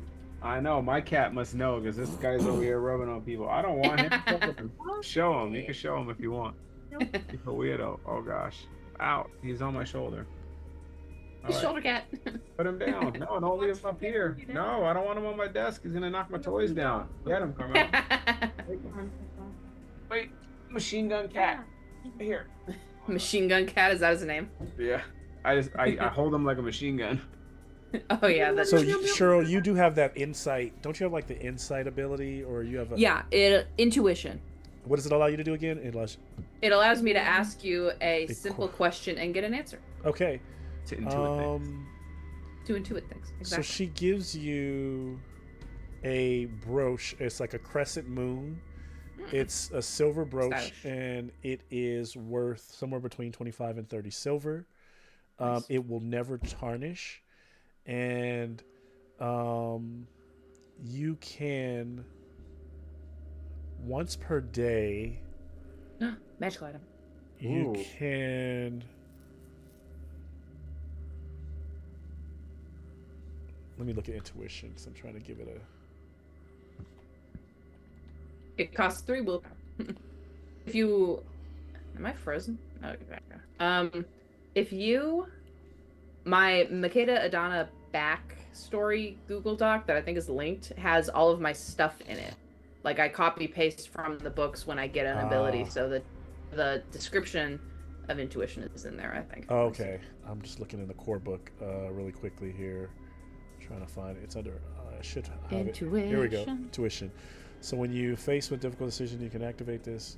See what help answer. The answer represents a vast general knowledge and should only aid your decision making. You know. I love this cat. Okay, so what I'm going to allow this to do is this brooch.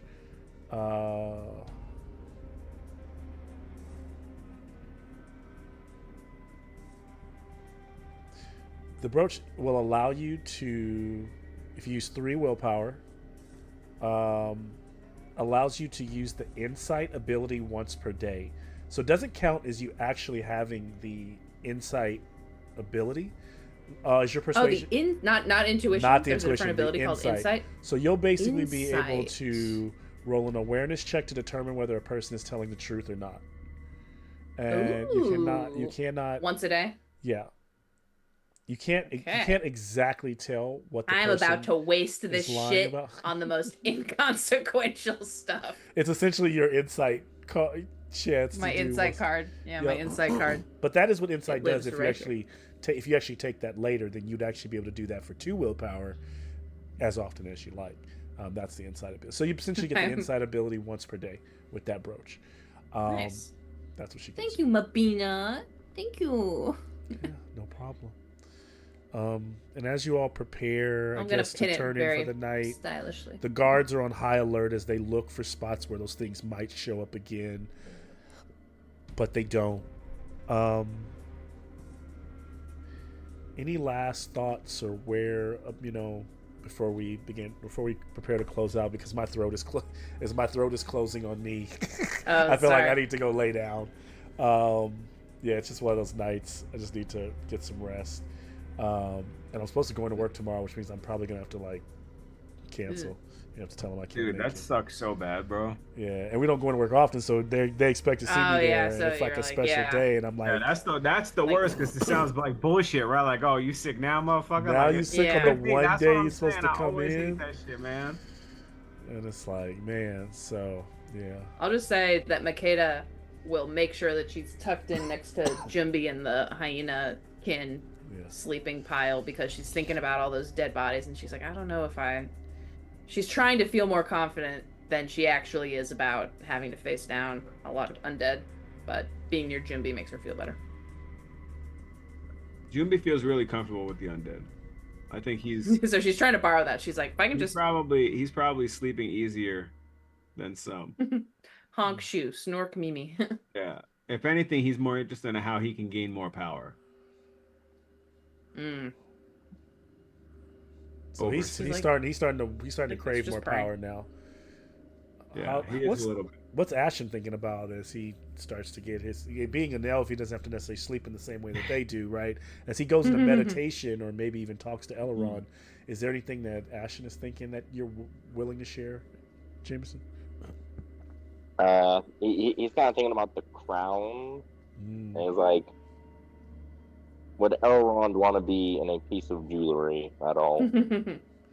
Yeah, and that's interesting because that crown, if the jewels are restored in it, who knows if they're all still scattered or who has it. But it is one of those things is if you start to come across the pieces of it and you can reassemble it, then essentially Ashton could become the new emperor of the Ashlands. I mean, he could unite. He could basically the emperor of Alderia had the power to wield. He had the power to command dragons. With that and we saw how that went for him. Well, yeah. So it's something to think about. And so we'll kind of leave them as they all kind of nestle in and rest. And as Ashen begins to meditate, and does he ask Elrond, or does he just think about if Elrond would want to be a part of the crown? He does both as well, just asking like Elrond, like, would you want to be a necklace or anything like that? A bracelet, a big ring. Well, that would be. It's nicer than just sitting in your pocket all day. So maybe. Unless I'd have to be in someone else's pocket for a while. Oh, I'm fine right here. I was just saying, it'd be nice to be bestowed and presented in such a way. It's for all to see, to channel my power through yours. I mean, haven't you ever thought of...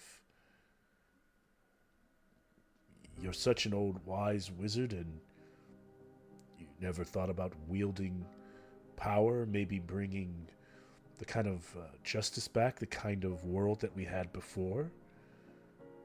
Ashton, it could be you. Yes, I think I'd leave that for the younger folk. They've seen how our empire fell. But you could do it differently this time.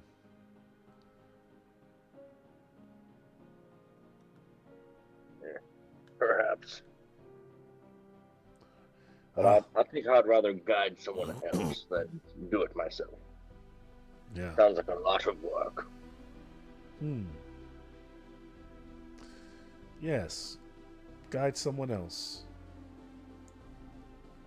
Let's keep our eyes peeled on who that someone else might be. And whether Ashen is into...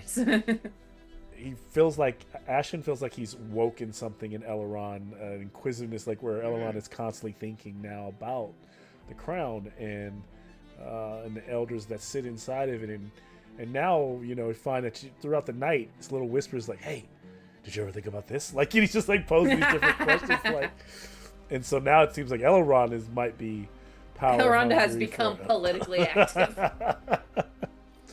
And so as those questions continue to ask, and as those conversations, and as all those thoughts swell in their mind as they rest, we'll just push up towards the moon, and kind of see the embossing of like the overlay of that crescent brooch that Makeda now has, that crescent kind of matching. And we'll fade to black and end there. Good game. Yay. Acquired. Yeah, you got to see how much of that jewelry we have Kazan melt it down, make a cradle for Elrond. She wasn't feeling well, man, and this guy's kid got sick.